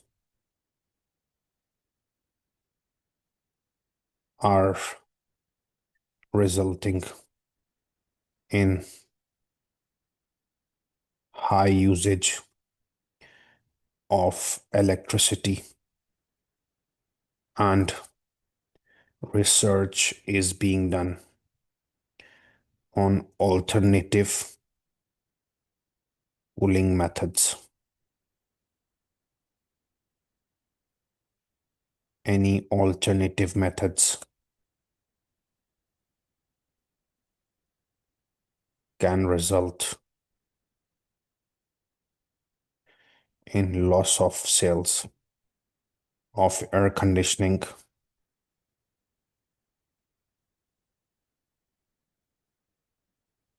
leading to business risk. Okay. So in these 9 marks, the first portion of this requirement was discuss the issues which Drimpton faces concerning ESG. So all the issues were mentioned in the question that institutional investors are focusing towards ESG. This is an issue which can result in more compliance, more cost for the company. Another issue that governance is good. Okay, G is good, but there is a social issue that you are paying higher wages in CompTIA, lower in advisor.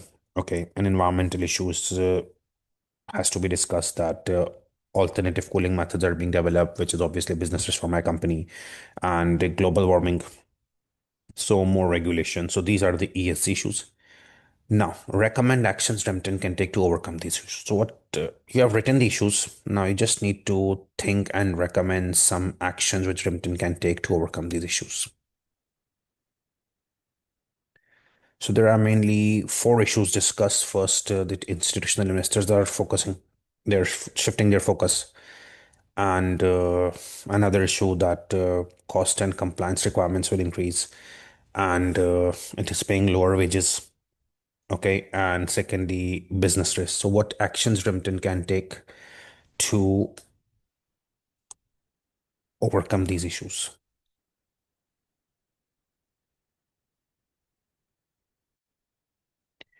In order to overcome these issues, Remington can take investors into confidence regarding ESG. A department that focuses on ESG can be established and given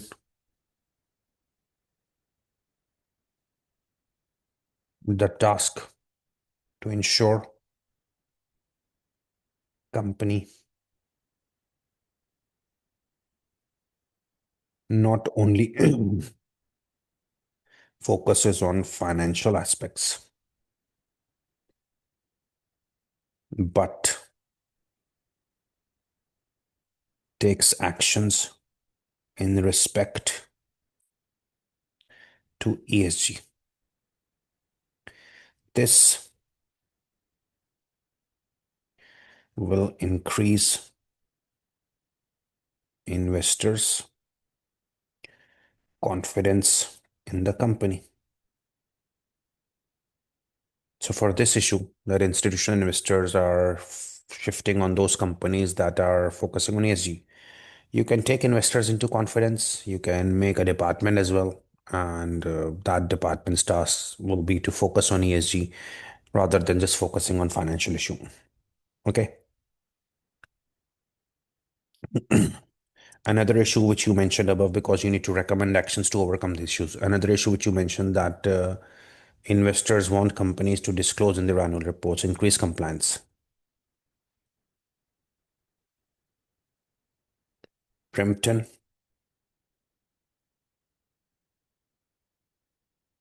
can disclose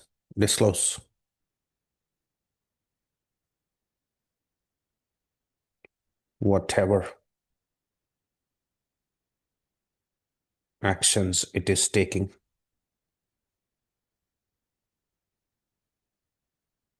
with respect to ESG in its annual reports to increase compliance. What was the other issue? Investors wanted reporting in their annual reports. So to overcome this issue, you can increase your compliance, disclose everything which you are taking. Okay. Third issue, social issue, that it will pay wages to labor in a dresser according to a dresser wage rates which are lower than CompTIA. Okay. As far as wage rate issue is concerned, Drimpton can pay workers in a dresser same rates as workers in CompTIA so that no social issue is created. Okay.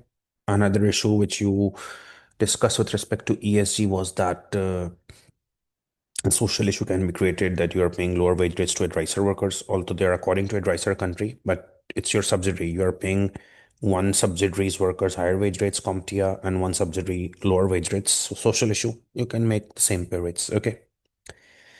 Another issue which you discussed was related to environment. So recommend actions which you can take to overcome this issue. So the environmental issue that governments are introducing regulations to restrict emissions. So to overcome this issue, company can start working on some technology which creates lower emissions. Like this issue is with respect to cars as well. So now companies are making electrical cars to reduce emissions. Similarly, that there is an environmental issue that air conditioning units are using high electricity. Alternative methods of cooling are being established, which can lead to business risks. So to overcome this issue, you can invest in technology and start making air conditioning units which consume low electricity, like inverters. Similarly, alternative cooling methods are being considered. So you can make a research department which focuses on alternative cooling methods with low electricity. So through these research and technological innovations, you can take action to overcome this environmental issue, right?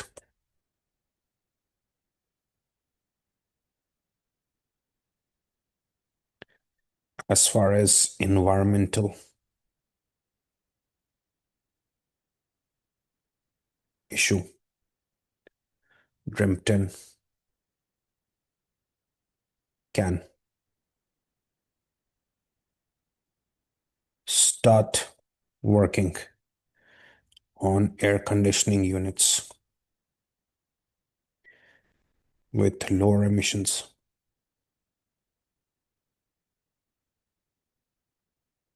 Investment in such project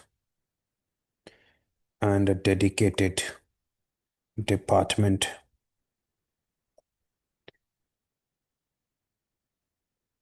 can be set up that focuses on making air conditioning units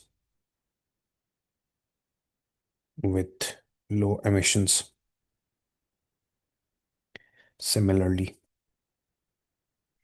air conditioning units are consuming a lot of electricity. So, new technology units that consume low electricity, like inverters, can be made, and investment in such technology can be made.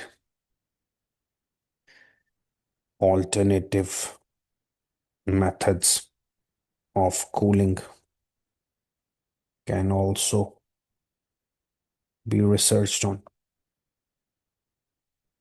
right? So first it asked that discuss the issues which Drimpton faces. So all the issues were present that institutional investors were running. You were paying lower wage rates to sir, and you were having an environmental pressure that they produce global warming due to high emissions and they consume too much electricity. So I discussed all these issues, that these issues are going to impact companies, investors may run away, and social issue that one company is paying higher rate one place at lower rate other place, and environmental issue that global warming and stuff like that, and new technological methods and alternative methods of cooling are being researched, so this can lead to business risk. How you can overcome this issue as far as your institutional investor issue is concerned. To overcome this issue, we can take them into confidence, set up a department which focuses on ESG. As far as the reporting requirement is concerned, you can start disclosing in your annual reports what you are doing for the ESG.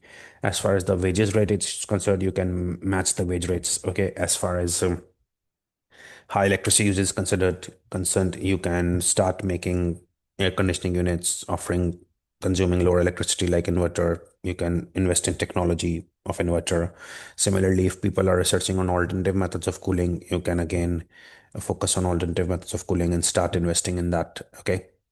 Similarly, that issue that air conditioning units are producing high emissions, you can invest in such units which produce low emissions. Okay, so these actions can be taken to overcome these issues. But people ask me that if you will take all these actions that match the wage rates, invest in technology so that low electricity units, air conditioning units are being made, you can set up different departments so that compliance requirements can increase.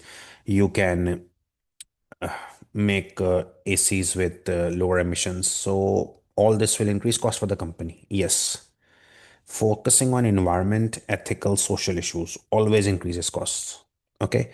If you increase your governance, set up a good governance system, your cost increases because you need more person. If you focus on environment, less emissions, more reporting, your cost gets increased. Okay. If you focus on social issues, obviously that I need to make a park or I need to match wage rates, your cost will increase. So if you focus on ESG, your cost is definitely going to increase. Anyways, this question is now complete. First 5 marks, advantages of setting up a subsidiary in CTA. Second, NPV 20 marks, financial grounds whether we should accept, and the assumptions, and this 9 marks. Okay, so this question is over. You can copy, and that would be it for question number one. Once you copy, we will move towards question number two.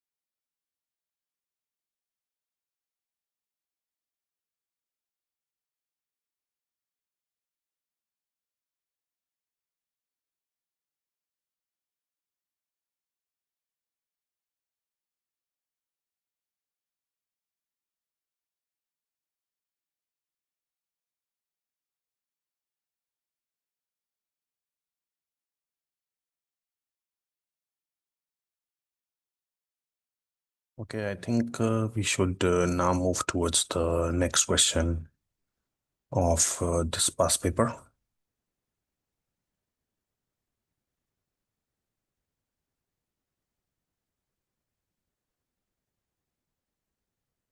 Okay, next question is the following exhibits available on the left-hand side of the screen provide information relevant to the question.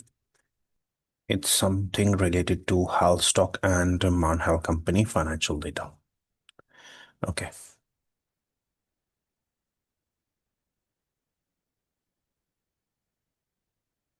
Okay, so Halstock Company is a listed company operating in the fitness club sector in the country of Kenya. Halstock operates at the high price, high quality end of the sector. The facilities at its clubs include gyms, fitness classes, spas, and swimming pools. Halstock is strongly focused on customer satisfaction. A vital element in Halstock's company's approach to its customer is teamwork. It emphasizes customers working with instructors to develop individually tailored programs to help customers improve their fitness. Employees also work with other staff in teams to develop new services and upgrade existing services. Job satisfaction is high, staff turnover is low. A recession in Kenya has meant that lower price fitness clubs have gained market share at the expense of high-end clubs. Despite this, Halstock has maintained a competitive position. Economic outlook in Kenya is now better, and one consequence is an increased willingness of customers to pay for higher quality experience at fitness clubs. Halstock has previously grown organically but is now expanding by acquisition, rebranding clubs which it acquires as Halstock clubs. Okay, what is happening in these three paragraphs? Halstock is a listed company operating in fitness sector in the country of Kenya. It operates at a high price, high quality end. Price is high, quality is high. Facilities are fitness classes, gyms, spas, swimming pools. Halstock is strongly focused on customer satisfaction. Okay. Emphasizing in teamwork, emphasizes customers working with instructors to develop individually tailored programs. Employees also work with other staff and teams to develop new services. Job satisfaction is high, staff turnover is low. Employees are also satisfied, customers are also satisfied. A recession in Kenya has meant that lower price fitness clubs have gained market share at the expense of high-end clubs. Recession has come in Kenya, so lower price fitness clubs. Halstock was high price. Lower price fitness clubs have gained market share. Despite this, Halstock has maintained its competitive position. Economic outlook is now better, and one consequence is an increased willingness of customers to pay for high quality experience at fitness clubs. Now the recession is over, customers again want to pay for a higher quality experience. Halstock has previously grew organically, but is now expanding by acquisition and acquiring clubs and rebranding them as Halstock clubs. This is Halstock. The other is Marnhall Company. Marnhall Company is a chain of lower price fitness clubs which was established by Olympic medal winning athlete Jared Marnhall, who is the CEO and owns 90% of its shares. Marnhall Company's clubs only offer gym facilities and fitness classes, no swimming pools, no spa like Halstock. Jared Manor has taken a close interest in all the clubs and has specified the facilities and approach to fitness classes at all the clubs. Staff at the clubs have little autonomy. The owner, Jared Manhall, has given little autonomy. Customer satisfaction clubs has recently begun to fall due to limited facilities the club offers and lack of variety in the services provided. So Halstock was a high-end club. Manhall is a lower price fitness club chain. Olympic award-winning athlete Jared Manhall made it. He's the CEO, owns 90% of shares. It only offers gym and fitness classes. He maintains close interest, specified the facilities, autonomy is low. Customer satisfaction has recently fallen due to limited facilities. Okay. George Marnhall has said that Marnhall could be sold for an appropriate amount, although he is willing to be involved in the management of the combined company. Halstock boards will discuss bidding for Marnhall at its next meeting. So, since the company's satisfaction is falling, the owner has said that Marnhall could be sold at an appropriate amount, but he's willing to be involved in the management of the combined company. Now, Halstock board will discuss bidding for Marnhall at its next meeting. So, Marnhall is being acquired by Halstock. Halstock's NEDs want to be sure that Halstock receives sufficient value from the acquisition. The NEDs are concerned about whether Halstock will be paying a fair price for Manhal and whether the expected figures for combined company will be achieved. NEDs want to make sure that they receive sufficient value. NEDs want that they pay a fair price. Okay. Halstock's chair has queried whether the acquisition will achieve synergies. He believes that differences in organization culture, lower quality of staff at Marnhall, and their reliance on decision-making of Jared Marnhall will cause significantly difficulties in successfully integrating the two companies. Now, Halstock chair has raised one valid concern that there is difference in organization culture. We are high end, they are low end. lower quality staff at Marnhall, and Judd Marnhall's involvement may make it difficult in two companies being integrated. He also believes that the combined company may lose current Marnhall customers who are price sensitive and do not wish to pay an increased membership fee. The chair had also said that combined company may lose current Marnhall customers because Marnhall's customers are low price paying customers. They may not pay higher fee like Halstock customers. So these customers may get loose after Halstock acquires Marnhall. Okay. So this is the scenario number one. Okay.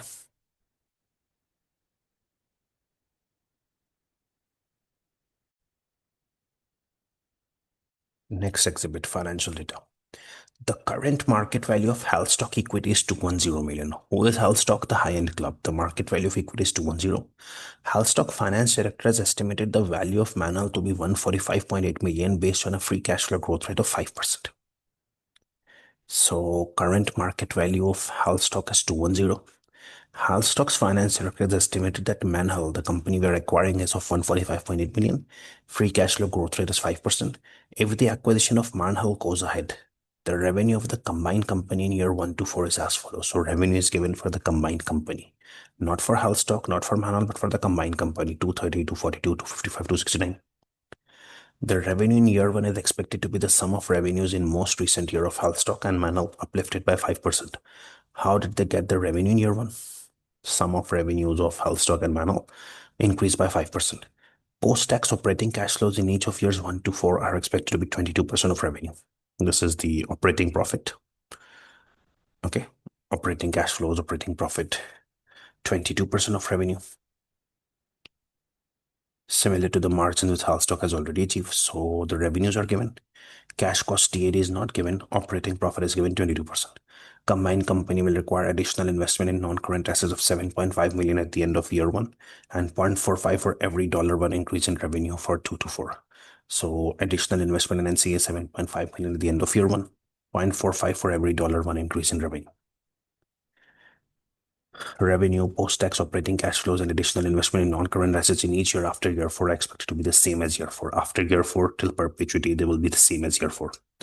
Halstock's finance director has estimated that the acquisition of Marnhall will create revenue or cost synergies after tax with the present value of 18.6 million, in addition to expected increase in revenue. So finance director has planned that acquisition will increase synergies after tax with the present value of 18.6. Assume a post-acquisition cost of capital of 11%, target debt to equity ratio 15 is to 85. Cost of capital is 11%. WACC is given, and debt to equity ratio is 15 to 85. So since WACC is given, I think FCF to company can be applied, not FCF to equity, because otherwise we need KE. Judd Marnhall has indicated that a cash offer of 160 million will be acceptable for Marnhall company's equity. Halstock board believes Halstock shareholders will expect a gain of at least 15% of the current equity value of the shares from acquisition. The owner of Marnhall, Judd Marnhall, wants a cash offer of 160 million, but board believes that shareholders of Halstock expect a gain of 15% of current equity value. This is current equity value. They want a 15% gain. And they want to pay Marnhall 145.8, but he wants 160. That's it. I will read it again. Requirements. Calculate the percentage gain in the value of Halstock shares with and without the expected revenue and cost synergies. Okay. So percentage gain in Halstock shares with and without expected revenue synergies.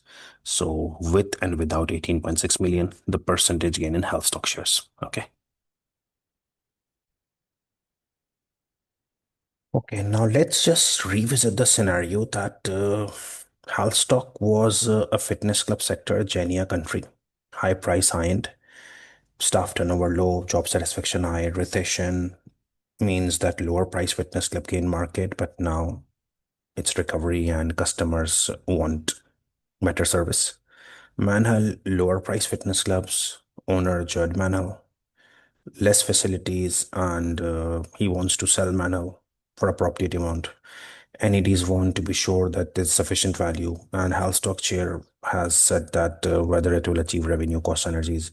He believes organizational culture is different, and we may lose their customers who are low paying. Financial data is given that market value of Halstock is equity is 210, and finance director thinks that market value of Marnhall is 145.8 million. Right.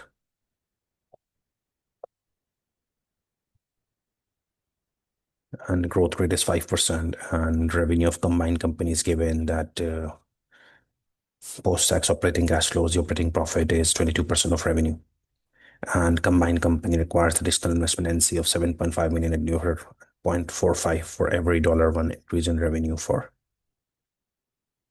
2 to 4. Revenue, post-tax operating cash flows, investment in NCA are expected to be same as in year 4 after year 4, so 5 to infinity is same. And finance director's estimated acquisition of Marnhall will create synergies of 18.6 in addition to expected increase in revenue. Cost of capital is given and debt to equity ratio 1585. Judd Marnhall wants 160 million, and Halstock Bulls believes that shareholders want a gain of 15%. Okay.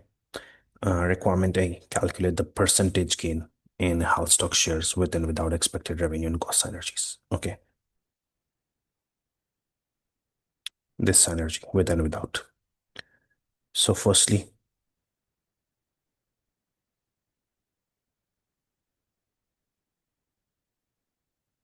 the percentage gain in Halstock shares without synergies. Okay. And then with synergy will be just 18 million synergy. So percentage gain without synergy. Now, how to get the percentage gain in Halstock share? To get the percentage gain in Halstock share, current share price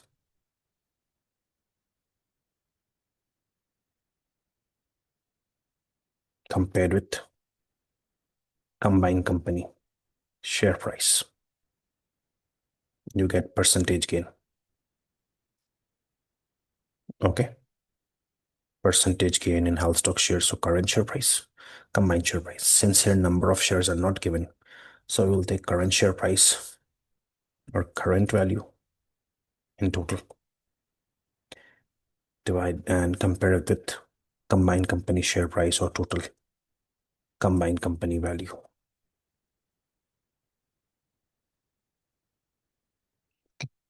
Because if number of shares are given, we take current share price and combined company share price. If number of shares are not given, we take in total current share price or current share price in total or current value in total, and combined company share price, combined company value. Now, what is the current share price of current value of Halstock? Because you're finding percentage gain in Halstock shares. Okay. So what is the current value of Halstock? Equity value 210 million.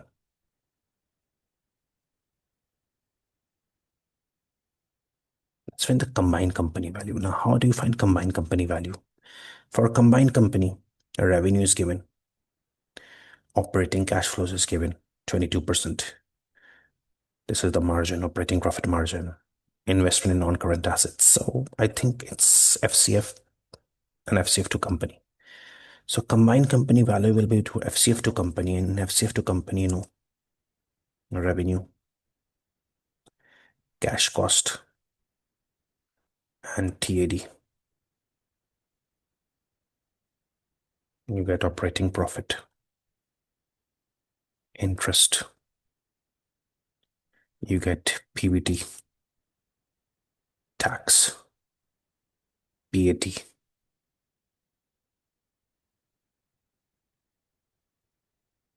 Add back TAD.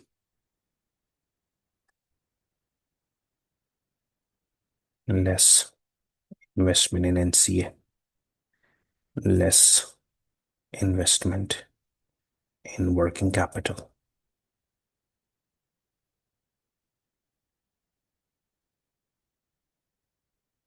FCF2 company. Discount factor, that is WACC. You get present value of all future FCF. That is basically value of company. Then you deduct value of debt. You get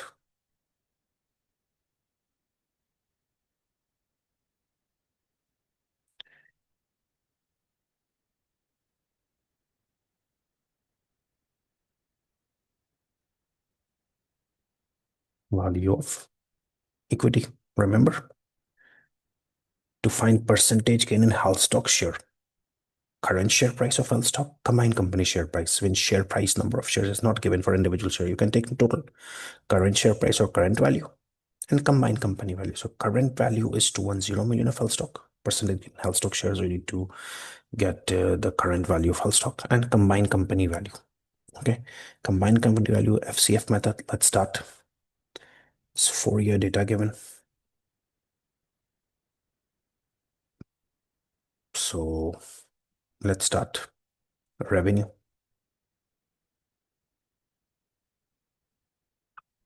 230, 242, 255.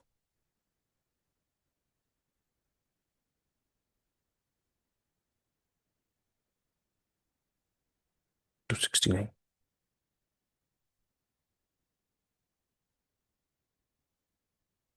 Cash cost TAD is not given.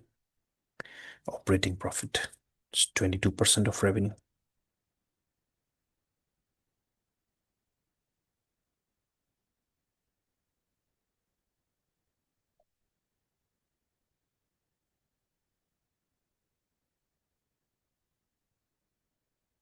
Interest doesn't come in FCF to company.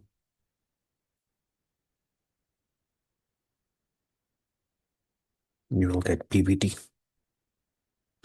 Same.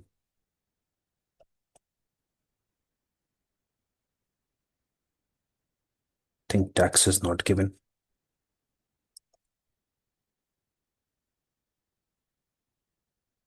You get PAT, same.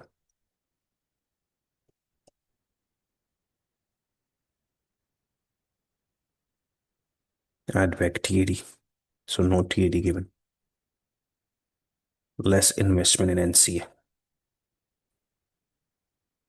So what about the investment in NCA? Investment in non-current asset, 7.5 million at the end of year 1.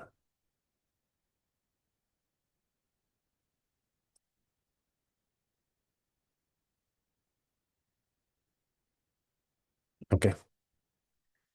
And then 0.45 for every $1 increase in revenue in 2 to 4. So 0.45 for every $1 increase in revenue. How much revenue has increased in year 1 to 2? 53.24, 50.6. This is the increase in revenue. 0.45 per $1 increase in revenue. Okay. Then 0.45 increase in revenue. How much revenue has increased? 56.1, 53.24. Then negative 0.45 increase in revenue. How much the revenue has increased? 59.18,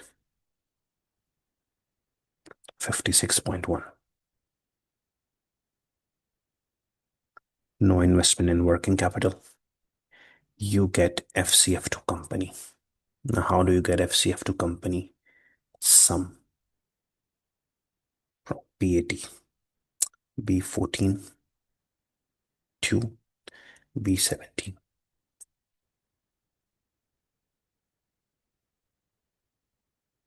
Okay, this is the FCF to company.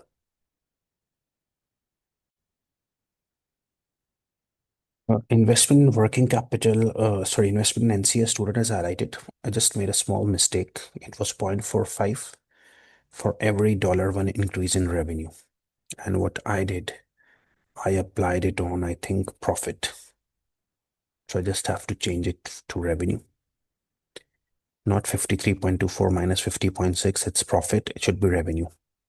So 242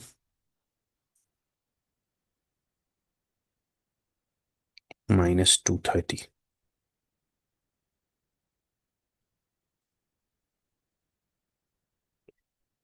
Then not the increase of profit, but revenue. 255 minus 242.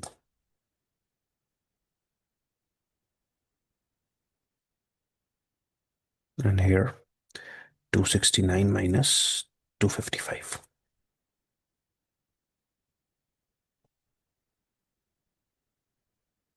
Okay.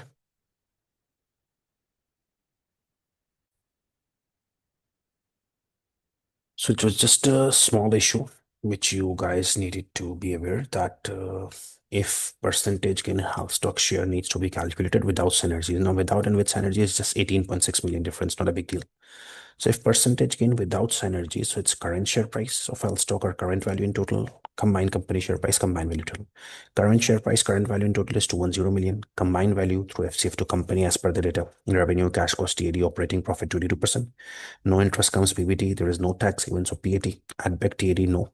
Investment in NCA. First year 7.5, then 0.45 for increase in revenue. So I took the increase in revenue 12.5, then increase in revenue 13.45. Working capital is not their FCF to company. Okay.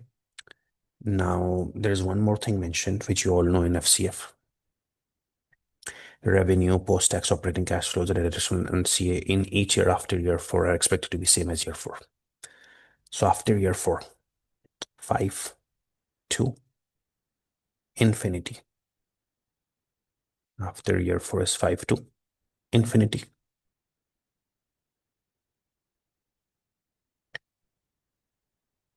All these things are remaining same as year four.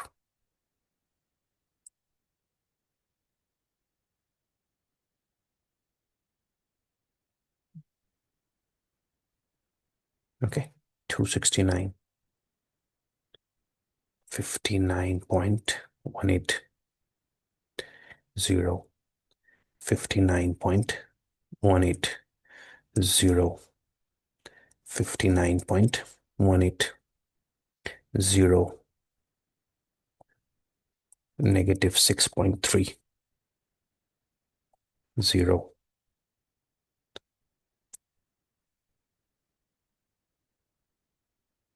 52.88. You see, it's clearly mentioned in the question. Revenue, operating cash flows, investment in NCA in each year after year four. After year four means 5 to perpetuity, same as year four. Okay. So you get FCF, discount factor WACC. Okay. So year 1, 2, 3, 4 we will take from here.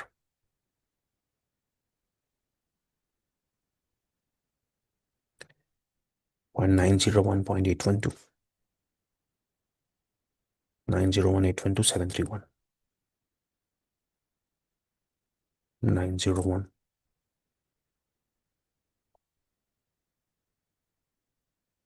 812,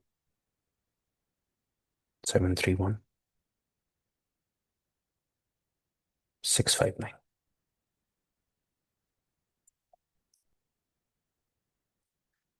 5 to infinity, take last year factor.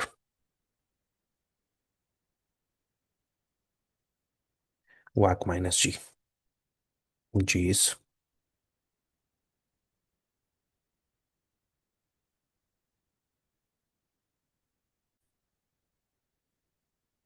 last year's discount factor of 0.659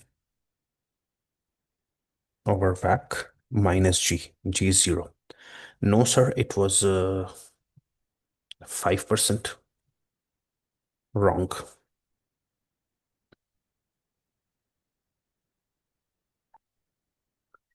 The finance director has estimated the value of Marnhall to be 145 based on free cash flow growth rate of 5%. This was Marnhall's growth rate, not the combined company. Okay. When it says revenue, post-tax operation cash flows, additional investment in NCA in each year after year four will be same as year four. When after year four, they are same as year four, there is no growth rate. If it said it is increasing by 4%, I would have taken growth rate 4%. But if it's same as year four, growth rate is 0. Okay.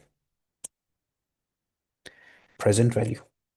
So B18, steric B19, drag it.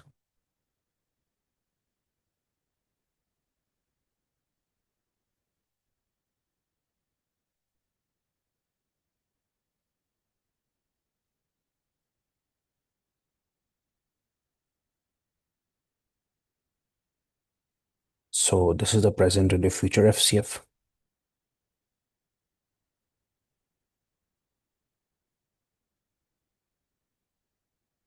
Then total present value of all future FCF.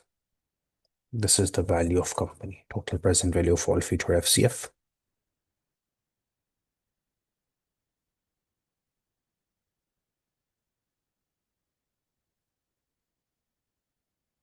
Okay.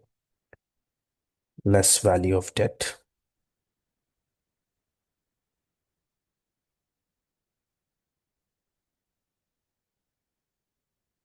So for the combined company,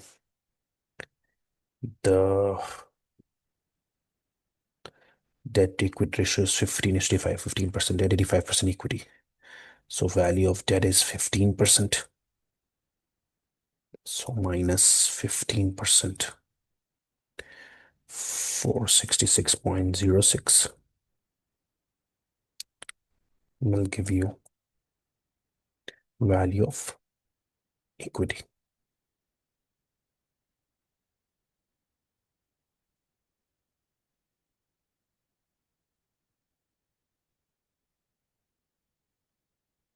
Okay. So this is the combined company value. Okay. And I want you to copy this, then I will further continue.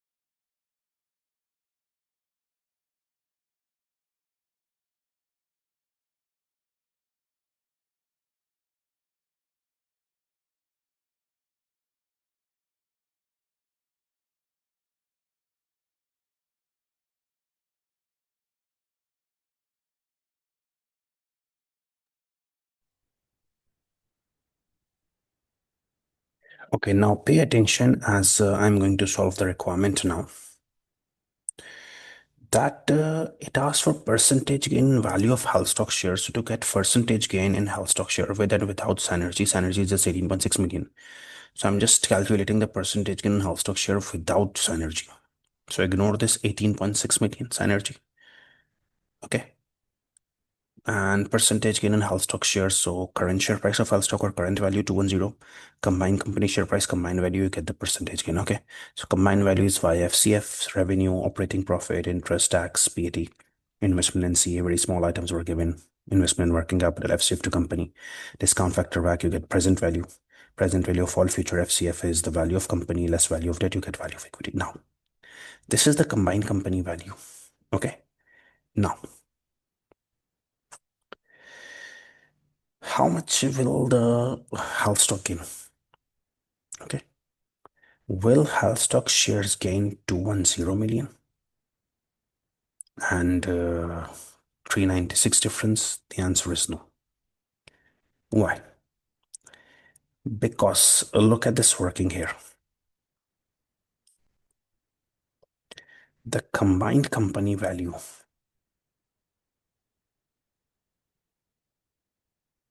please pay attention to this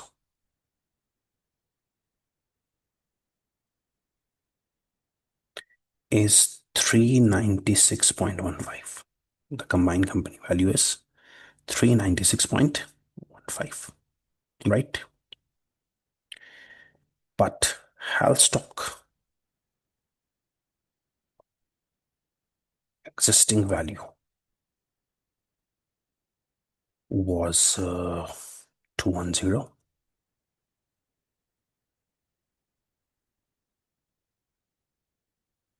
and Marnhall existing value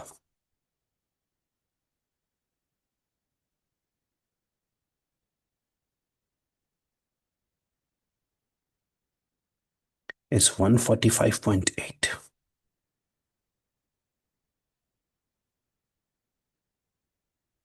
So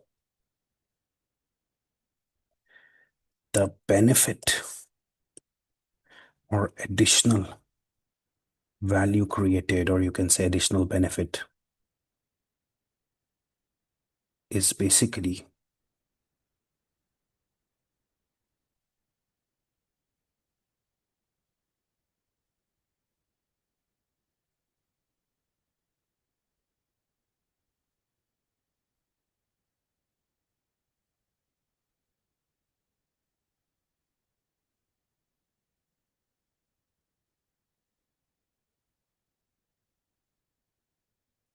40.35 million. Okay. So usually the percentage gain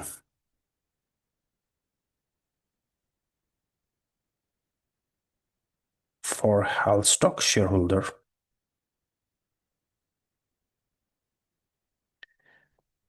should be like this, that the overall gain is 40.35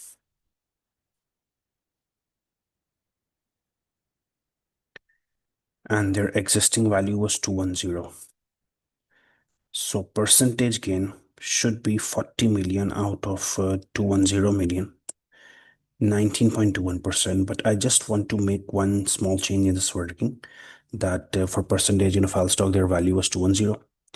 And the combined company they get is 396.5 less their value, less manual value. So they only got benefit of 40 divided by 210 percentage gain. But I just want to correct one thing here. This is the benefit, okay, or additional value created, but you need to deduct one more thing from this, that you are not going to get Marnhall for 145, right? Because if you be prudent, as per your finance director, the value of Marnhall is 145.8 million. But the Gerd Marnhall has indicated that he will take it for 160 million. That means you won't get it for 145.8 million. You will get it for 160 million. So the difference is basically the premium you need to pay to get this company. So if you be prudent, the additional value created will be 40.35, which you have just got here. But you have to pay approximately 14.2 million more because 145 was the value. But he's saying that he will give in 160. So you have to pay a premium.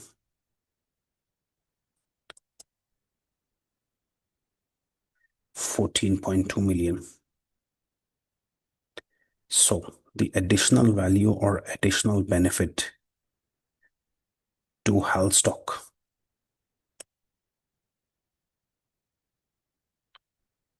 will be 40.35 less 14.2.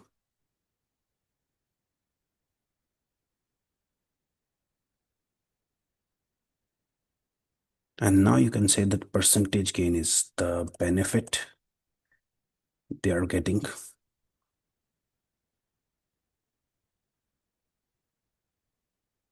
is 26.15 million, and their existing value was 210 million. So if you get the percentage gain for Halstock, the percentage gain would be 26.15 divided by 210, 12.45%. Okay. Many people say that we got stuck in this portion. No worries, this is just 1.5 mark because the main marks are for FCF to company. And you must understand that FCF to company has to be done and how it is done. And everybody would have done this in the question. So for percentage gain in health stock share without synergies, a no health stock value is this. And I found combined company value 396.15 billion. I cannot say percentage gain is just the difference because this value is of combined company. Already Halstock value and Marnhall value was given, so we deducted. So the benefit for Halstock shareholder is 40.35, but they won't get this complete benefit. They have to pay 14.2 premium because Judd Marnhall is saying I will pay it for 160 million. I will give the company for 160, not 145.8. So you have to pay premium. The net benefit they will get is 26.15, and if you get percentage gain, so 26.15 divided by 210 is 12.45%. Okay, please note it. Then I will do percentage gain with synergies. It's just a 1 minute thing because the synergy is 18.16 million.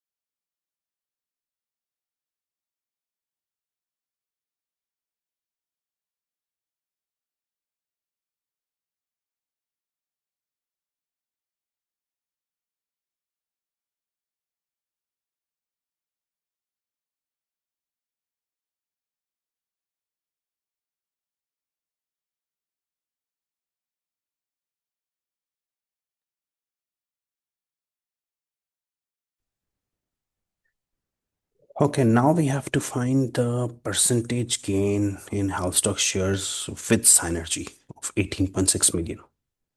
It's very easy. Percentage gain in Halstock share with synergy. Now, what is the synergy? Present value of 18.6 million. This is synergy. So just add this in present value. 18.6 million is the synergy. So if it's with synergy, the acquisition will create synergy of present value 18.6. Just add it in present value. You will get the benefit with synergy. So where is the present value here? This is the present value. So just add here 18.6 million.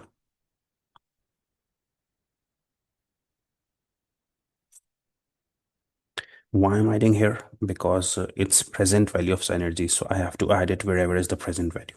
So I add 18.6 million here. Obviously, the value of company will increase through this. Now it's okay.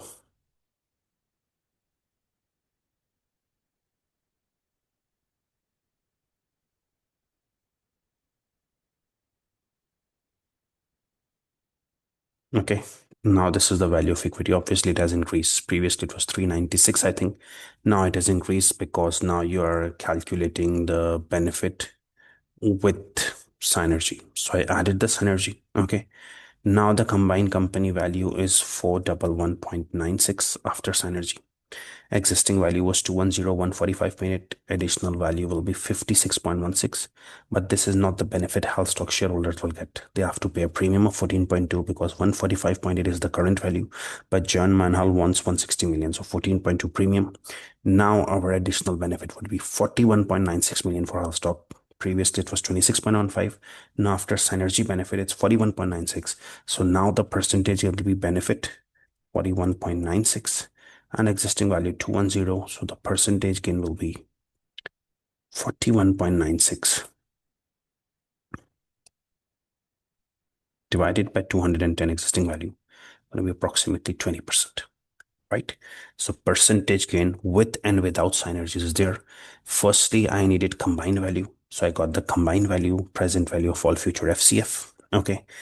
That was without synergy. I didn't consider 18.6 million. So I said combined value is 396 less the existing values. Additional value created was, I think, 396 less 210 less 145.8, approximately 40.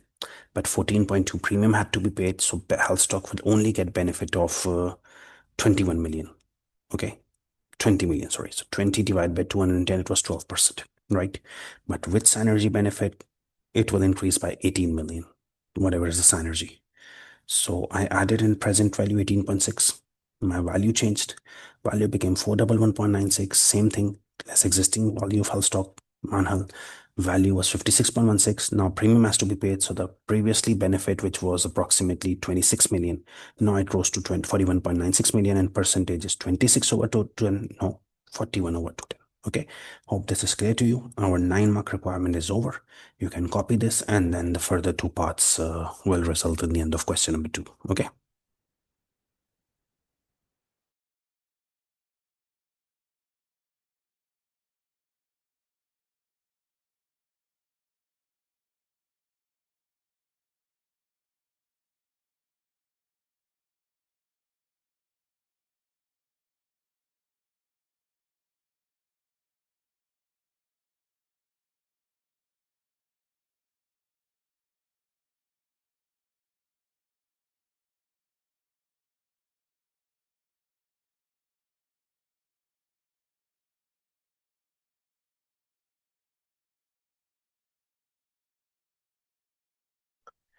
Okay, let's move towards the next requirement now. Discuss the concerns which may be raised by the NEDs about the calculation in Part A. It's a very general requirement that you can discuss the concerns which NEDs can raise about calculations in Part A. Now, what are the calculations in Part A? These are all the calculations in Part A. Okay. The revenue, the cash cost TD, operating profit, interest, PBT, tax, NCA, FCF to company, discount factor, present value of all future FCF, less value of debt, value of equity, and then the additional benefit created. So the requirement is what concerns NEDs can read about calculations in Part A. General discussion.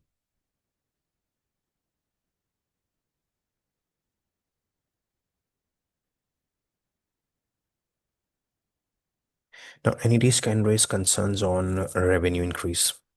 What is the basis for this revenue increase? Okay, of the combined company, provided that the question clearly mentioned that Marnhall is experiencing falling customer satisfaction. So how this revenue increase is projected, non-executive directors can raise concern on that.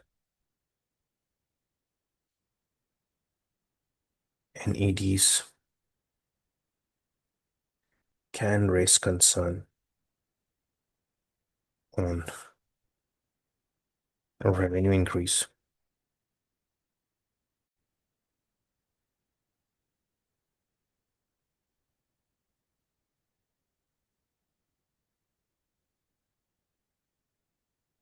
Every year, as it was mentioned in the question, that Marnhall is experiencing fall in customers. NEDs can also raise concern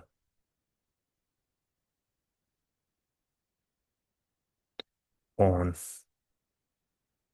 operating profit margin as 22%. They can doubt whether it can be maintained for all years. Okay. What else they can raise concern on?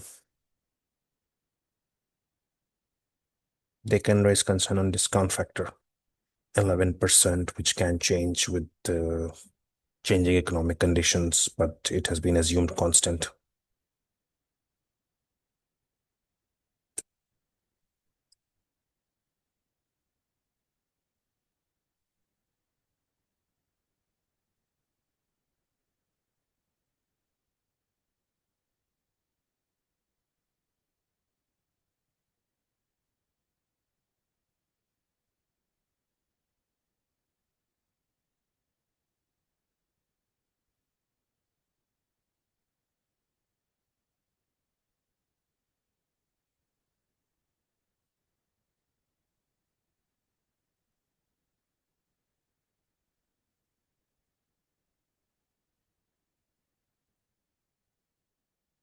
There's one thing in the question that assume post-acquisition cost of couple 11% debt to equity ratio of 15:85.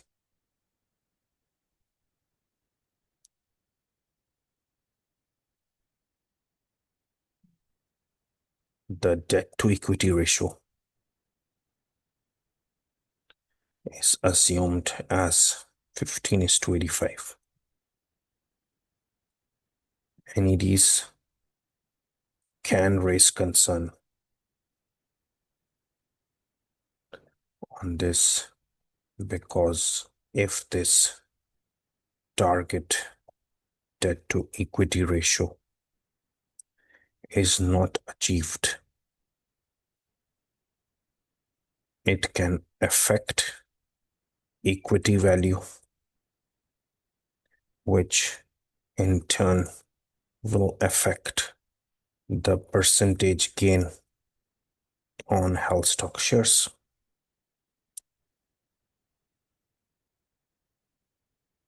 Calculated. Okay. What else have you calculated?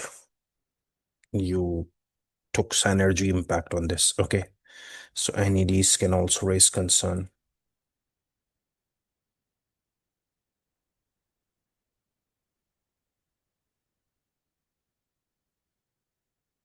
on cost and revenue synergies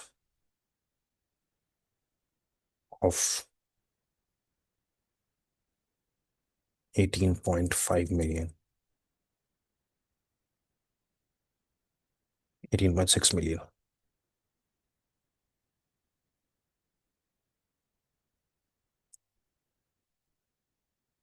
They may ask the basis on which it was calculated. So overall, a very generalized requirement that discuss the concerns which may be raised by NEDs on Part A calculations. So we have raised all their concerns. If you have other points, most welcome. Anyways, this is over. You can copy this, and then we will do the third part. Okay.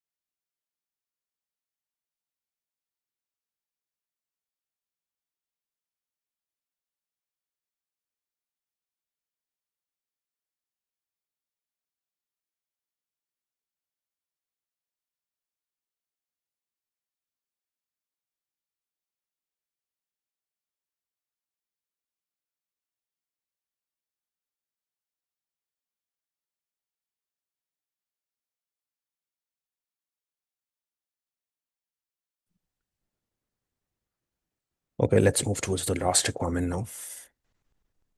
Recommend actions which may overcome the barriers to synergy identified by Halstock's chair. 6 marks. Recommend actions which may overcome the barriers to synergy identified by Halstock's chair. Now let's just read what did Halstock's chair identify. See, last para.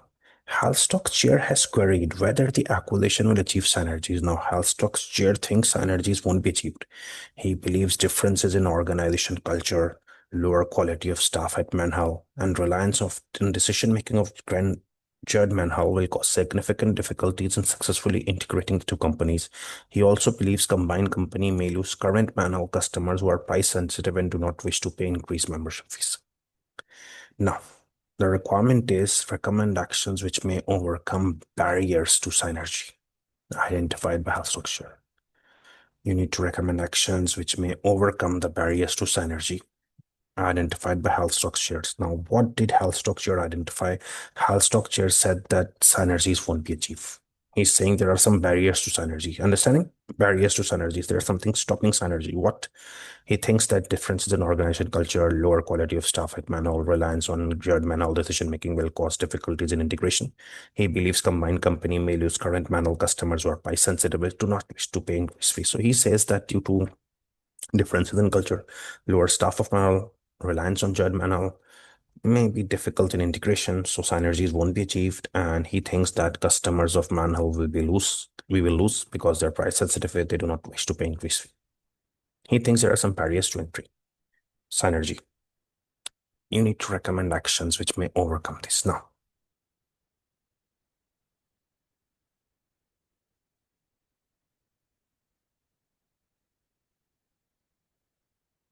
according to Halstock chair, synergies won't be achieved. This is also called barriers to synergy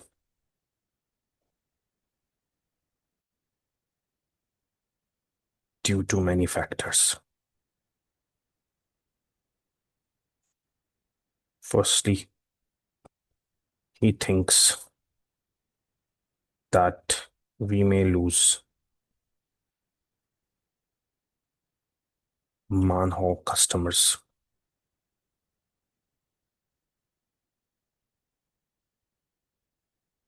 who are price sensitive. He thinks synergy can't be achieved because we will lose Marnhall customers who are price sensitive. You can write anything. This first, it's my choice. He thinks that we will lose Marnhall customers who are price sensitive if they do not wish to pay increase fee. So he thinks that due to these factors, synergy won't be achieved. You need to recommend actions to overcome these. To overcome such problem,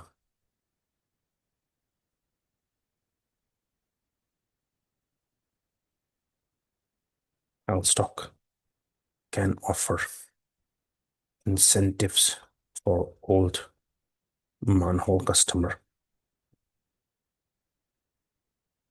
Maybe we can allow them to use upgraded facilities for a while at same low price so that they feel the difference they are getting, and this may encourage them to believe that it's value for money and they may pay higher price. Okay, we can tell them, okay, enjoy the facilities at same old rates, don't go away. Once they enjoy, feel the facilities, better facilities, they may pay higher rates. Okay.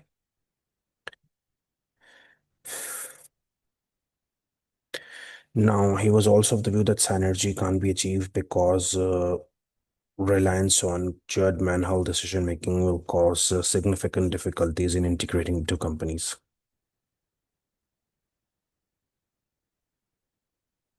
Another issue the chair highlighted was reliance on decision making.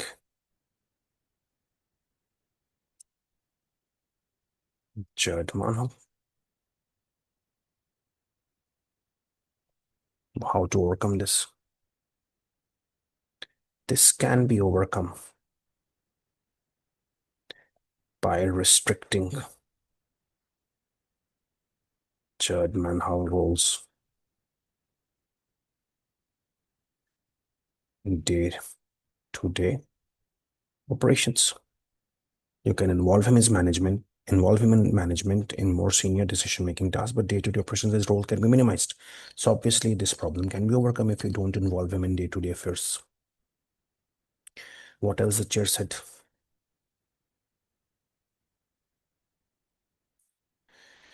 Differences in organization culture, lower quality of staff. This is also a problem with the chair.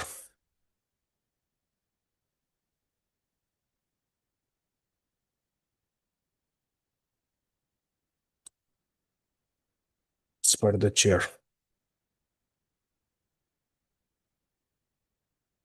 differences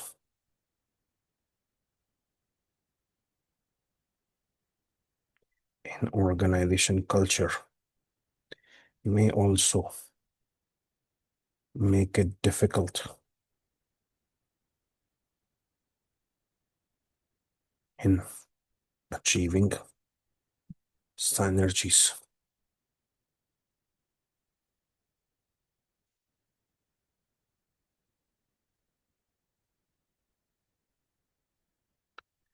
This can, because you need to recommend actions which may overcome these problems.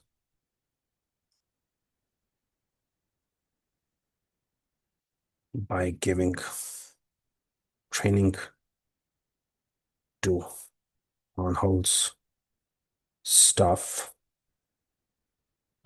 regarding the organization culture. They can also be posted at Halstock centers so that they see and themselves get trained on new organization culture. Another issue highlighted by chair was low quality staff. This can be again overcome by staff training or by hiring or recruiting good quality staff. Staff can also be improved by giving motivation via incentives. As in Halstock, it was mentioned that job satisfaction is high, turnover is low. So they keep their staff motivated. They can also keep motivation among these employees, the Marnhall's employees as well. So the chair highlighted some issues because this part was only related to recommend actions which may overcome barriers to synergy identified by chair. So chair identified that there are barriers to synergy because of low quality staff, chair manual decision making. We can lose price sensitive customers. So I recommended some actions. I wrote all the issues identified by the chair and then recommended actions. Okay, you can note this. This question number 2 is now over. And now after you copy, we will move towards the third question. Okay.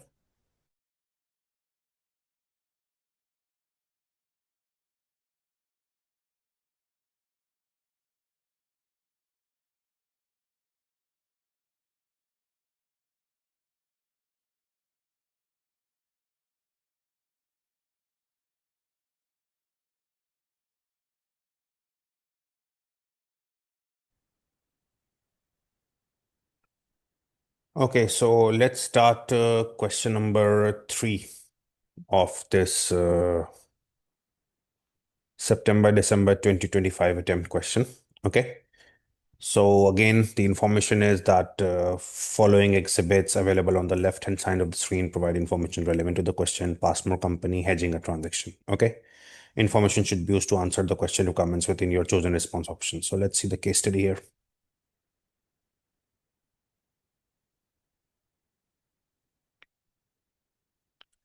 Passmore is a company based in USA. So the company is based in USA. It supplies semiconductors mainly to its home country, but has recently started to expand internationally with a particular focus on Asia. Based in USA, home currency dollar, supplies semiconductors mainly to its home country, but has recently started to expand internationally with a particular focus on Asia. Passmore has made a number of significant sales in India, and it boasts plans ultimately to set up subsidiaries there and other Asian countries. Passmore's board is currently considering the infrastructure which the company will need in the longer term if it expands in Asia, and at present, all treasury activities are carried out by the finance department. So all treasury activities are being carried out by the finance department. But the finance director suggested establishing a separate treasury department. Before agreeing to this proposal, Passmore's CEO wants to be sure that the treasury department will make positive financial contribution by maximizing account saving costs. So it's a basic case study here that Passmore is a company based in USA. It supplies semiconductors mainly to its home country. It has recently started to expand internationally, particular focuses on Asia. Passmore has made a number of significant sales in India. Board plans ultimately to set up subsidiaries. Board is currently considering infrastructure. At present, all treasury activities are carried out by the finance department. Finance director wants to establish a separate treasury department, but before agreeing to this proposal, Passmore CO wants to be sure that the treasury department will make positive contribution. Next exhibit.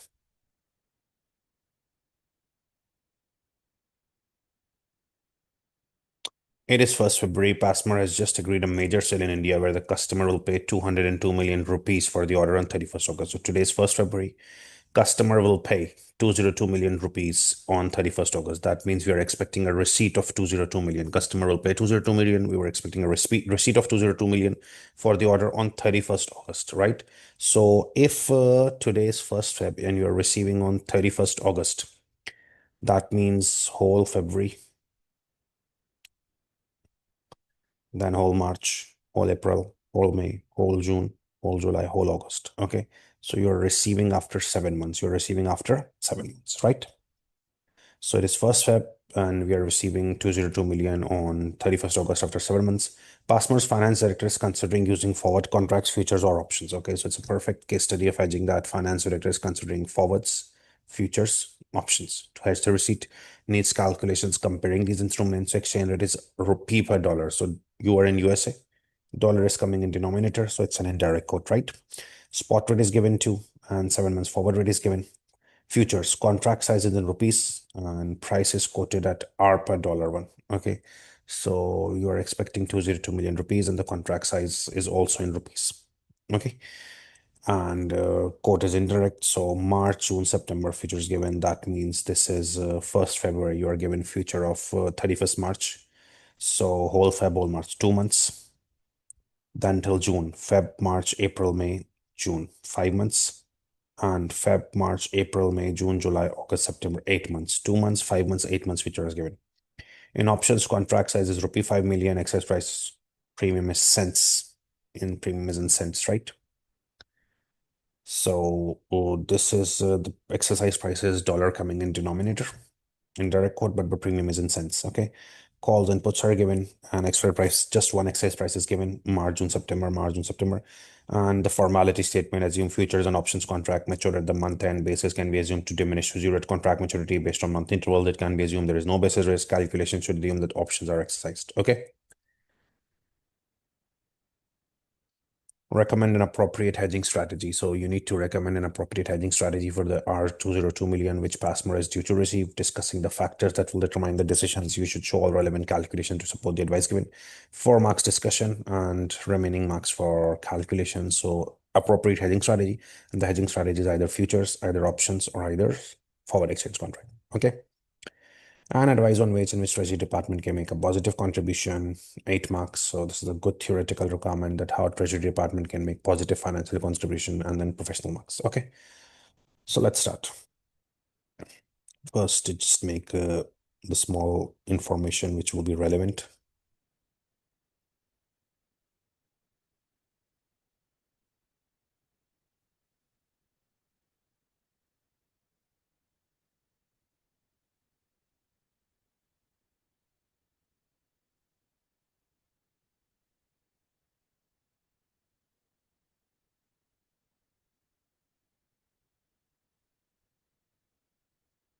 Right, so the important thing that the company was based in USA.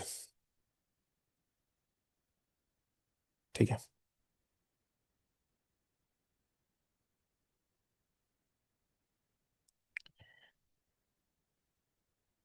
Okay, ठीक है. I will get back to you on this. Okay. I'm sorry. Okay, so Passmore is based in USA.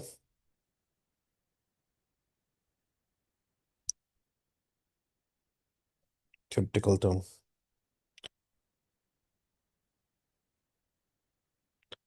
Then we are saying that it is 1st February.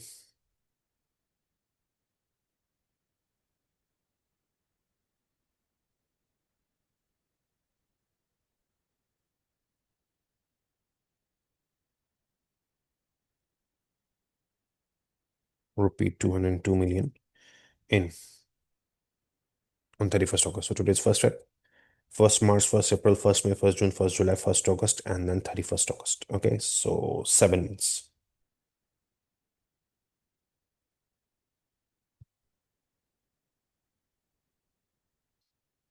Okay, so today's first rep, and the company will receive 202 million in 7 months, right?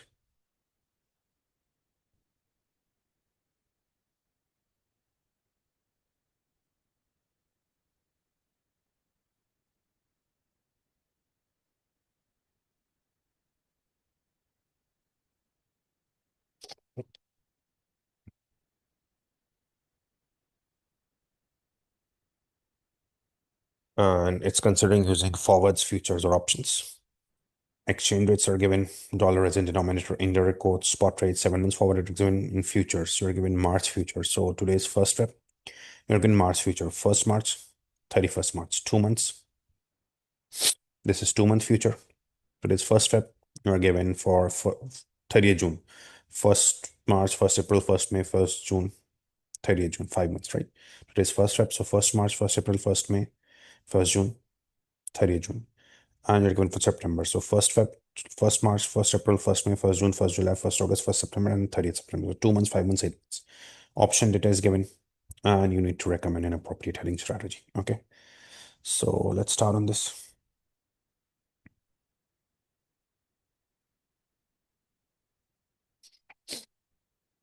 First is the forward exchange contract. I will first calculate and then recommend an appropriate hedging strategy.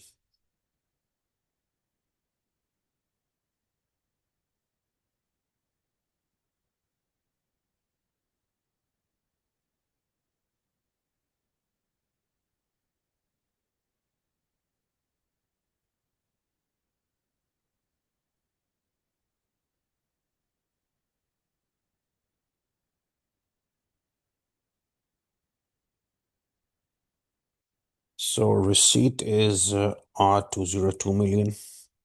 It's an indirect quote, so we will divide it the 7 month rate because we're receiving in 7 month.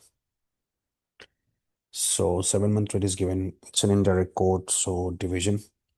Low risk buying and high risk selling. So obviously it's a receipt we will sell 70.8500.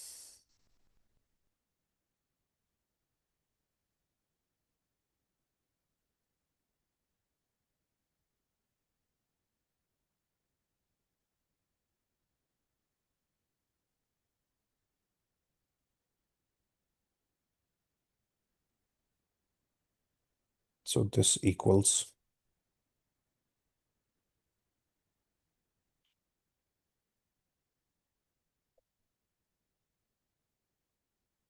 okay, 2.8511.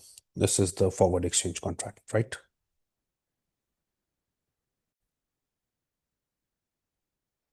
The second technique which we want to attempt here, so we have to attempt here, sorry, futures. For futures, I've always told you there are 3 steps. Step number A, find lock-in rate. So how you will find the lock-in rate? It's quite simple. Finding lock-in rate that you are given. Today's 1st Feb, you are given future of 30th March, 2 months. 30th June, so 1st March, 1st April, 1st May, 1st June, 30th June, 5 months. And 30th September, 1st March, 1st April, 1st May, 1st June, 1st July, 1st August, 1st September, and 30th September. 2 months, 5 months, 8 months. And your payment or receipt is after 7 months. So you'll take 5 month future and 8 month future to get a lock-in rate. Okay.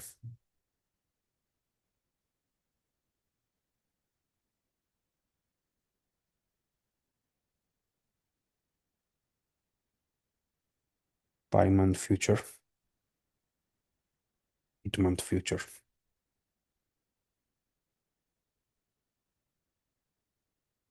70.6874.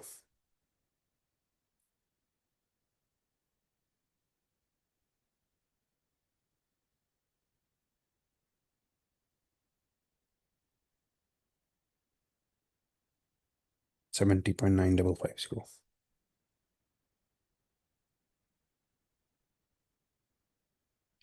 So it's a rising trend.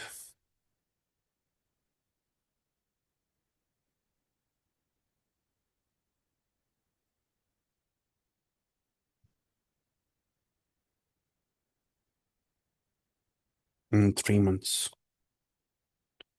So you will go for per month.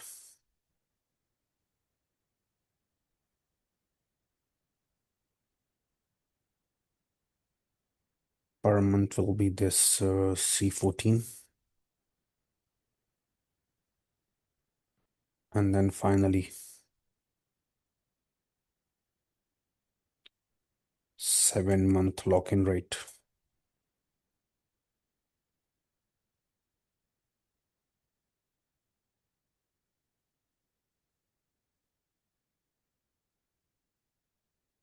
So you're standing at 5 months, add for 2 months, or you're standing at 8 months, deduct for 1 month. Both will produce the same answer. So it will be C12, 5 month, add the 2 month rate, rising by C15 per month into 2 months. You've got the 7-month lock-in rate.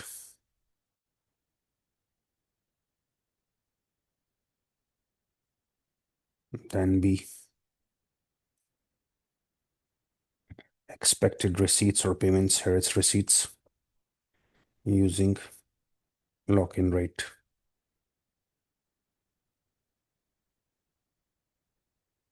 So it's 202 million.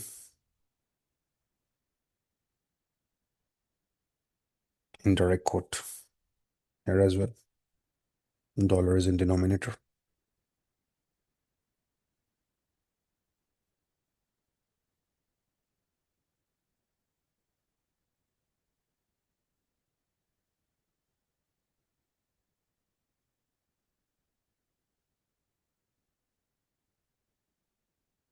Okay.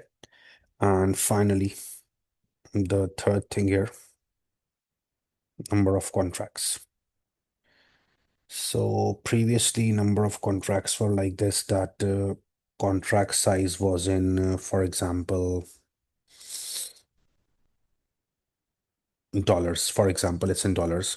So what you needed to do is that you needed to take this figure 2.8505 because it's converted into dollars now from rupees and divide by the contract size.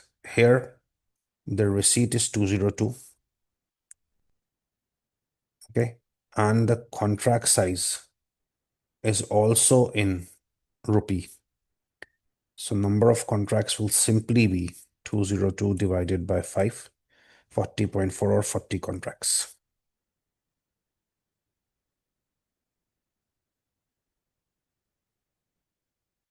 Okay, so this is, you are done with futures. The answer of futures is this. And the answer of forward exchange contract is this.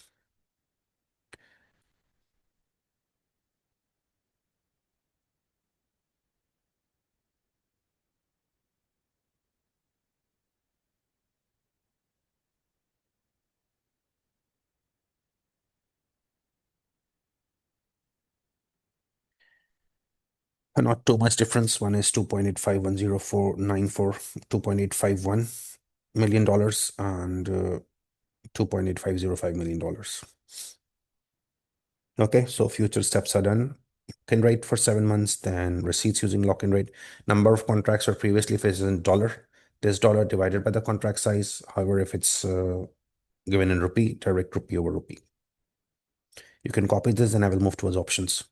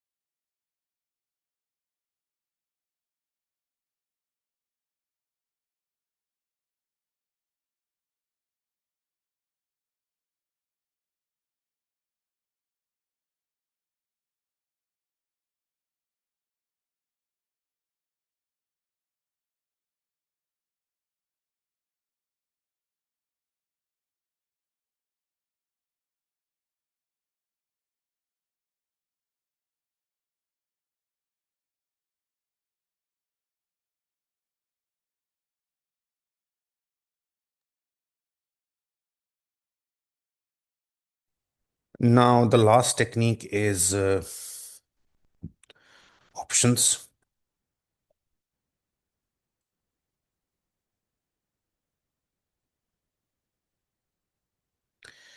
And you know that in case of receipts, the formula in options is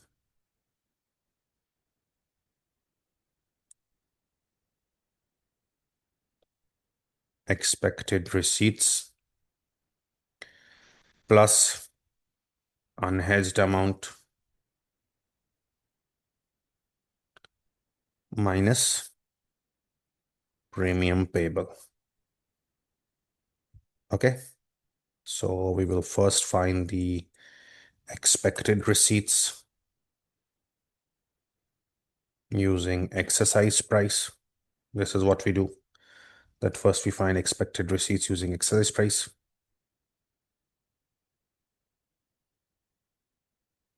Then unhedged amount, premium payable. Now, since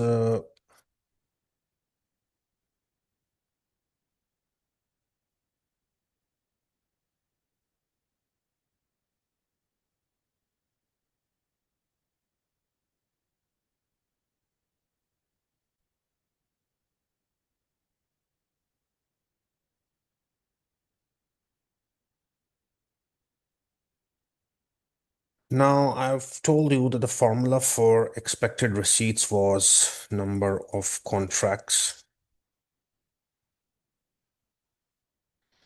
into contract size.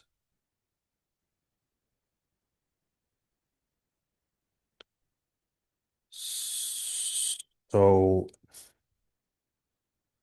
for number of contracts, what was taught to you in the formula sheet was expected receipts in foreign currency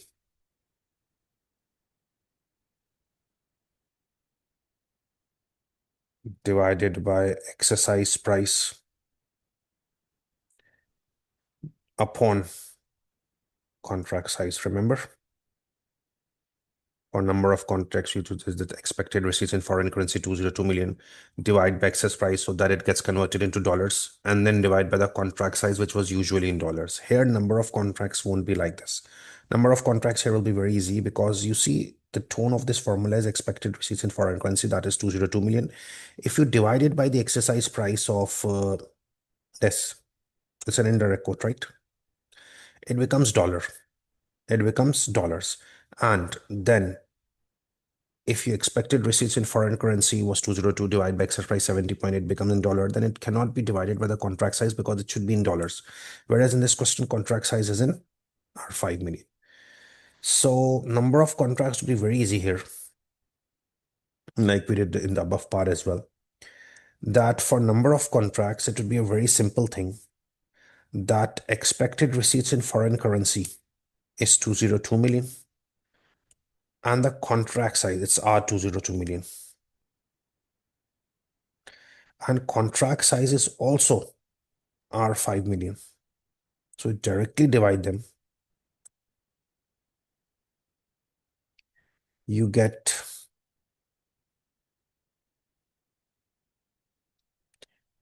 40.4 and round it down. 40 contracts. This type of question has also been done in the classes as well, that it's expected receipts in foreign currency, which is 202, divided by the exercise price 70.8 to get dollars. It becomes dollars, right, when you divide it. And then you divide it by the contract size, that should be in dollars. So you get number of contracts. But here, expected receipts in foreign currency is also R 202 million. And the contracts is also R 5 million. So direct 40 contracts. Okay. So let's find expected receipts. It's number of contracts into contract size. So number of contracts is 40 contracts. Into contract size is 5 million. R.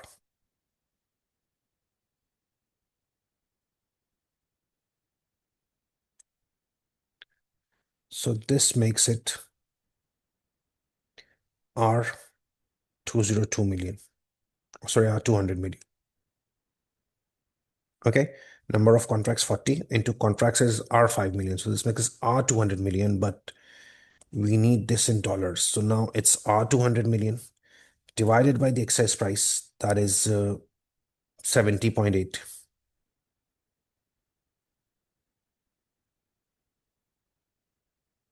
You will get dollars. So R200 divided by 70.8, 2.8248 million.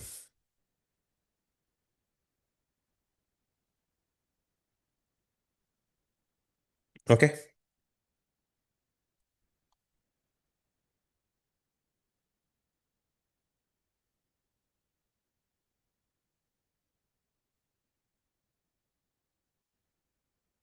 I will repeat it again. First in options, you need expected receipts. Expected receipts is basically number of contracts into contract size. For number of contracts, I have taught you this. Expected receipts in foreign currency 202 divide by excess price so that it gets converted from R to dollars, and then divide by contract size, which is in dollars. Apply this if contract size is in dollars. But if contract size is R 5 million and expected receipts are 202 million, directly divided to get number of contracts 40. Now, number of contracts is 40. Number of contracts is 40 and contract sizes are 5 million. Number of contracts is 40 and contract sizes are 5 million. So 40 into our 5 million is R 200 million, but you need expected receipts in dollars, right? Because the final answer has to be in dollars. So 200 million R divided by the excess price, you get $2.8248 million. Okay. Unhedged amount. How do you get unhedged amount? This was expected receipts in foreign currency, 202 million R minus number of contracts 40 into contract size are 5 million into excess price. No need to do into excess price because 40 contracts into 5 million R makes it 200 million R. If you multiply it by the excess price, it will again get converted into dollars and that would become problematic. Okay. So simply R202 million was the expected receipts minus number of contracts 40 into contract size R. No need to convert in excess price. When do we do this? When this is in a currency and 40 contracts into contract size was in dollar. For example, 40 contract into contract size was in dollars. You then need to multiply it to get the same currency. Okay. But here it's 202 million R minus number of contracts into contract size is also R 5 million. So no need to multiply it by the excess price. The unhedged amount is R 2 million.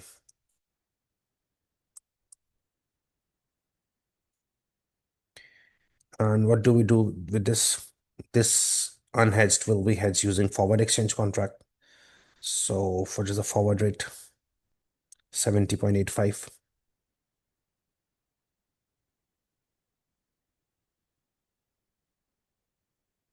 Selling forward rate.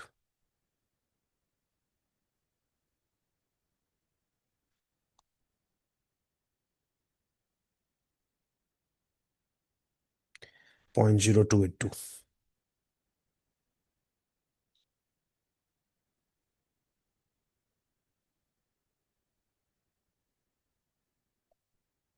Okay.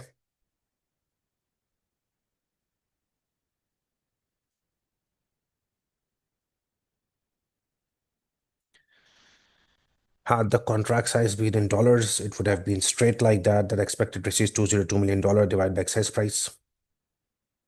It becomes dollar divided by contract size in dollars. You get number of contracts, everything straightforward. Then unhedged R202 minus number of contracts 14 to contract size would be in dollars and multiply by the excess price. That would have been same.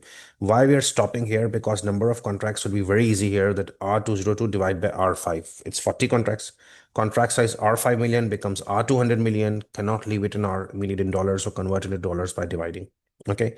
Similarly, unhedged R202 minus number of contracts into contract size 14 to 5 makes it R2 million. Unhedged, hedged using forward exchange contract, premium payable. How do you get premium here? Remember the formula of premium.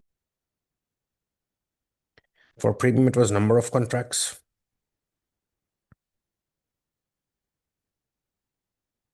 into contract size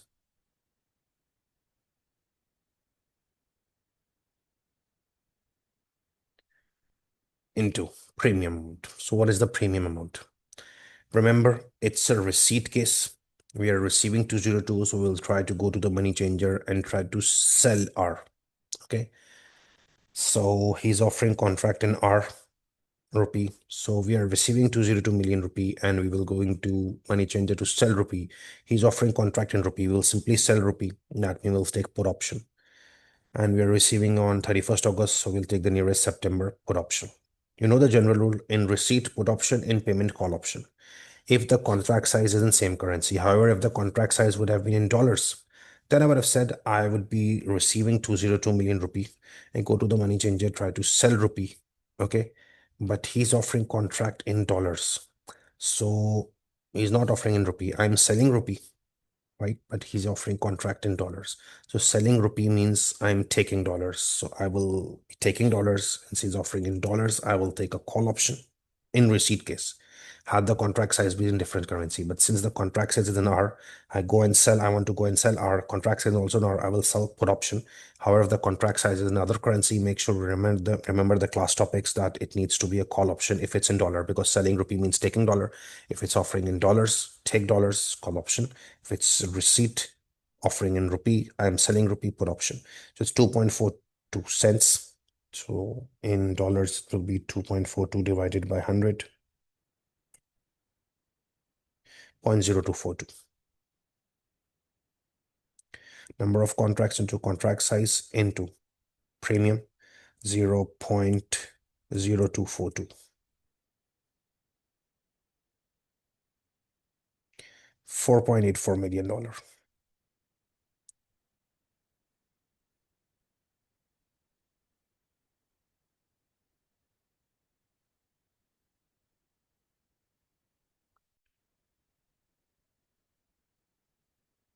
Okay, one thing which I just realized that in all the previous question, the premium is cents per hour. Only it's written cents per hour.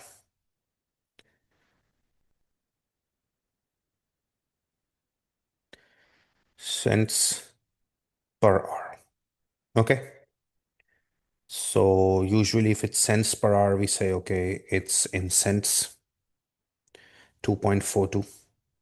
And we divide it by 100 to convert it into dollars and use that figure.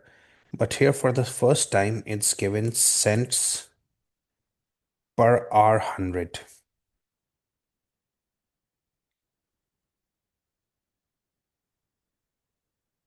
See here, it's cents per hour 100. So it's 2.42 is cents per hour 100. So now what you have to do is 2.42 is not cents per hour. So you just need to divide it by 100 and get it. No, it's cents per hour 100. So first divide by 100 to make it cents per hour.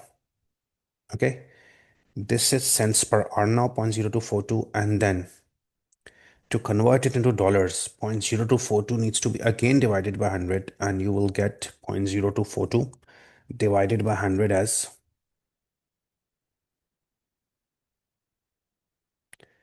0.000242.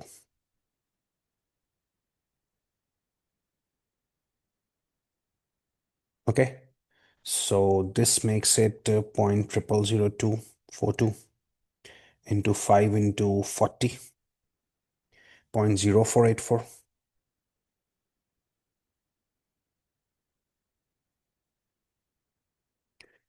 And now I've got all the three things.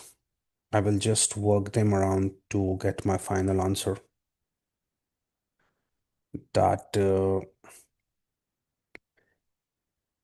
expected receipts are 2.8248 million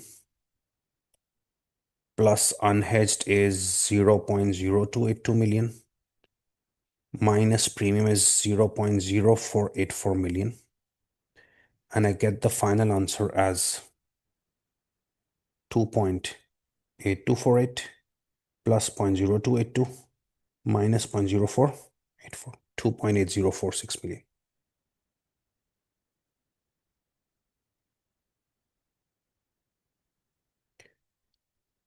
Options can be a bit tricky for some people.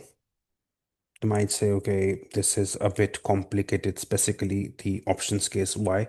Because the contract size was in R. So when the contract size was in R, the first major problem is number of contracts into contract size 40 into R. 5 million, it's 200 million in R. You have to convert it into dollars. Okay, previously what you used to do is that expected receipts in foreign currency was 202. You used to divide it by the exercise price to get dollars, and the contract size was also in dollars. Here you have to be alert that if it's 40 contracts and R 5 million, it's 200 million R, and you divide it to get dollars. Previously, if expected receipts in foreign currency is 202, we directly divided it by exercise price to get dollars and divide by the contract size in dollars to get number of contracts. Your expected receipt was 202 million R. Contract size was also in R. You directly divide it. Okay, 40 contracts into contract size is 200 million R. You have to convert it in dollars because final answer has to be in dollars. Unhedged is number of contracts into contract size and the expected receipts deduction. So expected receipts is R202 less number of contracts into contract size. You got 200 million R. No need to multiply it with the excess price because that will make it dollars. So R2 million is the unhedged and you need to convert it via, what do you say? Forward exchange contract 0.0282. And premium is number of contracts into contract size into exercise price. Exercise price was again a bit complicated, can make error that number of contracts is 40, contracts is R. You need to multiply it by the premium. Premium is 2.42 cents. So you need to divide it by 100 to get $0.0242. But it was not cents per hour. It was cents per hour 100. So first need to divide it by 100 to get cents per hour and then convert it into dollars. Okay. Since this final answer is in dollars, no need to multiply divided by the spot rate. Why? This is done in the previous few questions, that when the premium comes as the answer, we usually multiply or divide it to get into the foreign currency. But here, since the contract size was in R, and you multiply it with the exercise price in R, you directly get dollars. So no need to further multiply or divide it because you have already got the answer in dollars. Number of contracts into contract size into exercise price. Exercise price was in dollars. So once you multiply it with the exercise price, cents or dollar, make sure it's not cents per hour, it's cents per hour 100. You get the dollar answer and the final answer. So all the three techniques answers are here. Your answers of I think forwards was 2.85011094.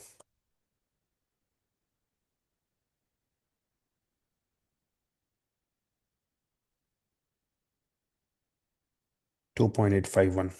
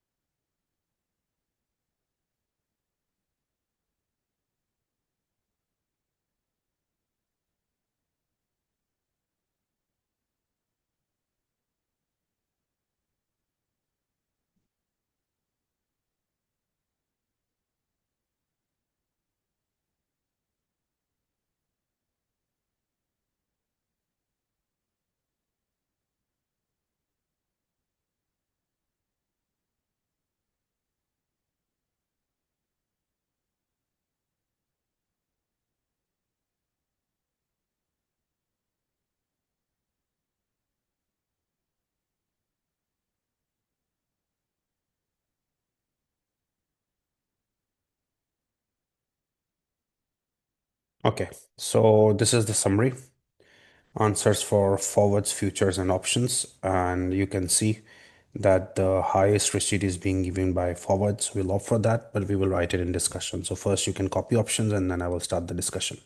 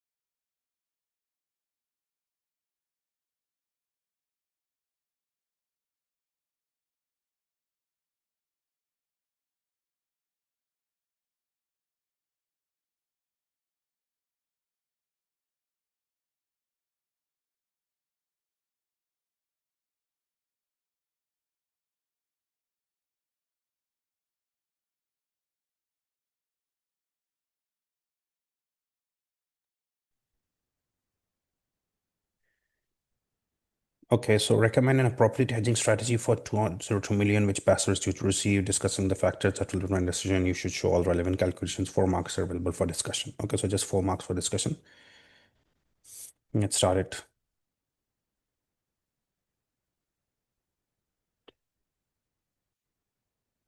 Since it is a receipt case, you know the pattern. The company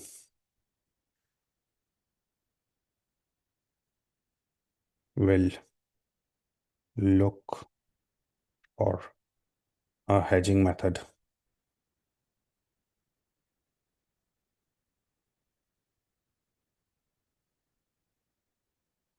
that gives highest option or highest amount. Looking at the figures calculated,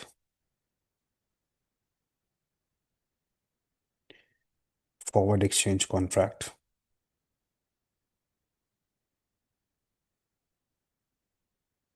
is giving $2.85 million.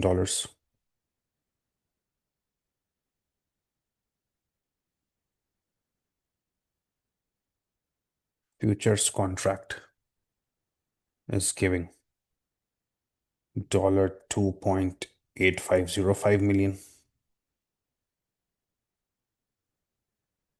And option contract is giving $2.8046 million.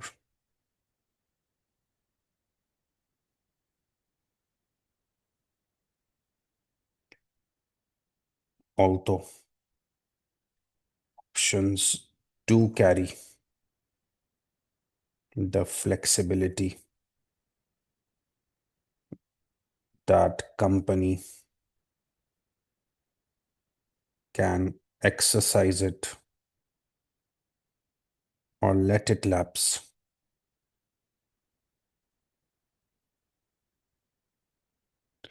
It usually proves costly due to high premiums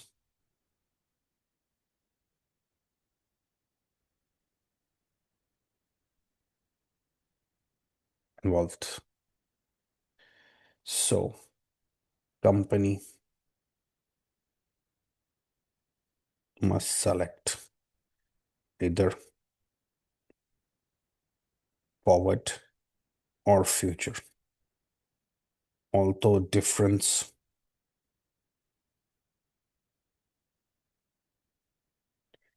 between both of them is nominal.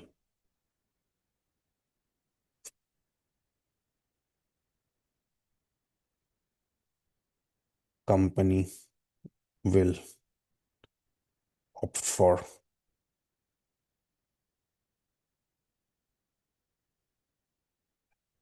it is recommended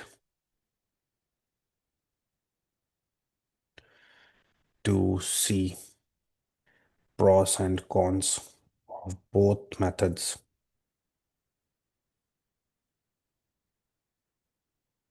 before taking any decision. In current circumstances,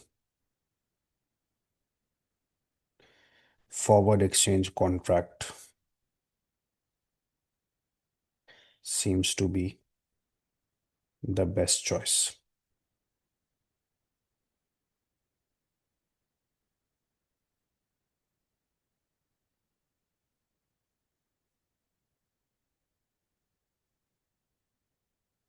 Best choice as it is giving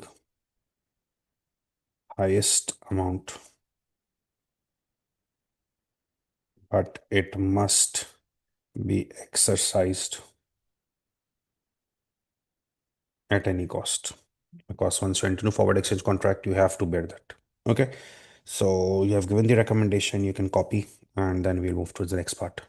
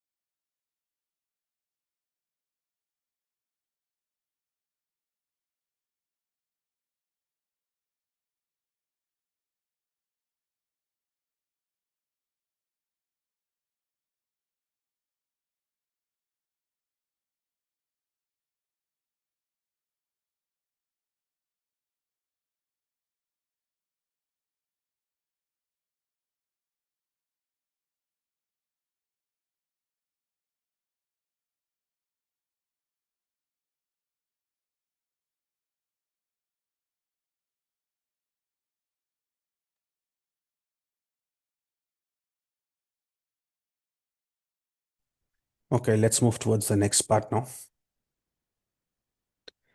Advise on ways in which Treasury Department can make a positive financial contribution to Passmore. So we need to advise on few ways in which Treasury Department can make a positive financial contribution. Now you all know what is the function of Treasury Department. Treasury Department basically manages everything related to cash, borrowing, deposit, banking, risk management, forex currency management, investment decisions. Okay. So having a treasury department can make a positive financial contribution. How it can make, let's just write few points.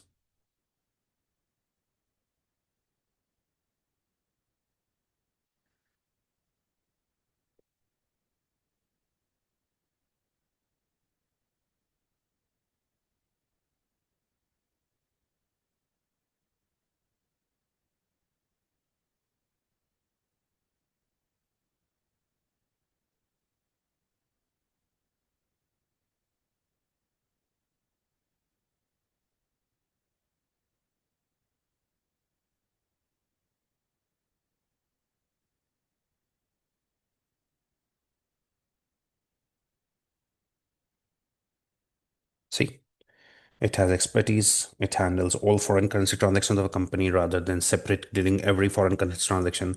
A treasury department manages all forex transactions. This leads to better risk management. Okay, this can be one point. Now, see, the company is based in USA. It is expanding internationally. Okay. Wants to set up subsidiaries. And at present, all treasury activities are carried by finance department. So every subsidiary will have its own finance department, which will be handling cash, but finance director wants a separate treasury department. So if the company has one treasury department rather than separate finance departments, you have studied this in the classes as well. All borrowing and deposit transactions will be done by that centralized treasury department. So this will give us better deposit rates and lower borrowing costs. So we can write this as well.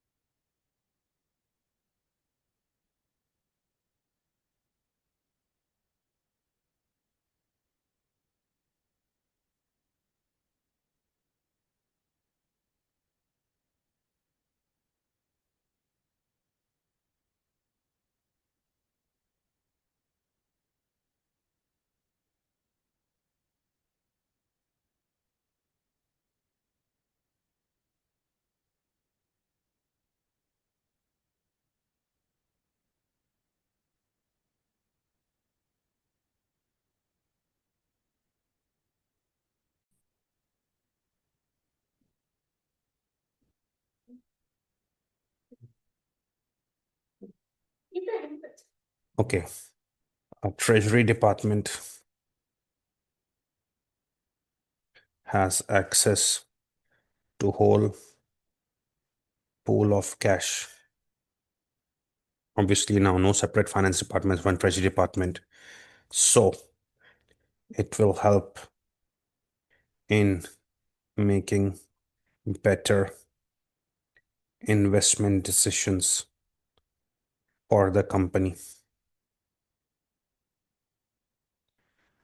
Treasury department can also effectively manage taxation, netting of different transactions between subsidiaries so that taxation is minimized. No specialization of Treasury Department. They have access to expert staff, so they can manage all risk management, banking, borrowing, deposit, better investment decisions, manage taxation.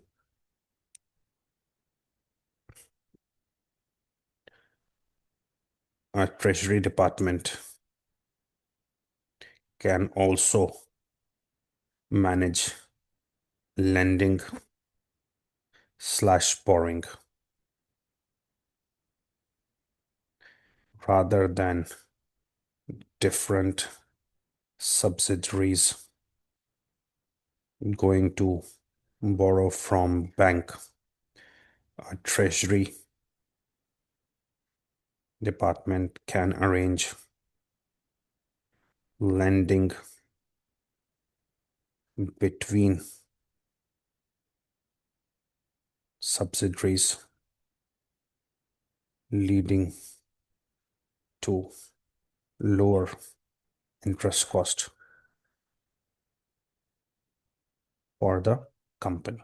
Okay, when you have all separate finance departments, every subsidiary needs finance, they need to go to the bank. Treasury department knows, a central treasury department knows that how much cash is there in the company and they have access to all cash.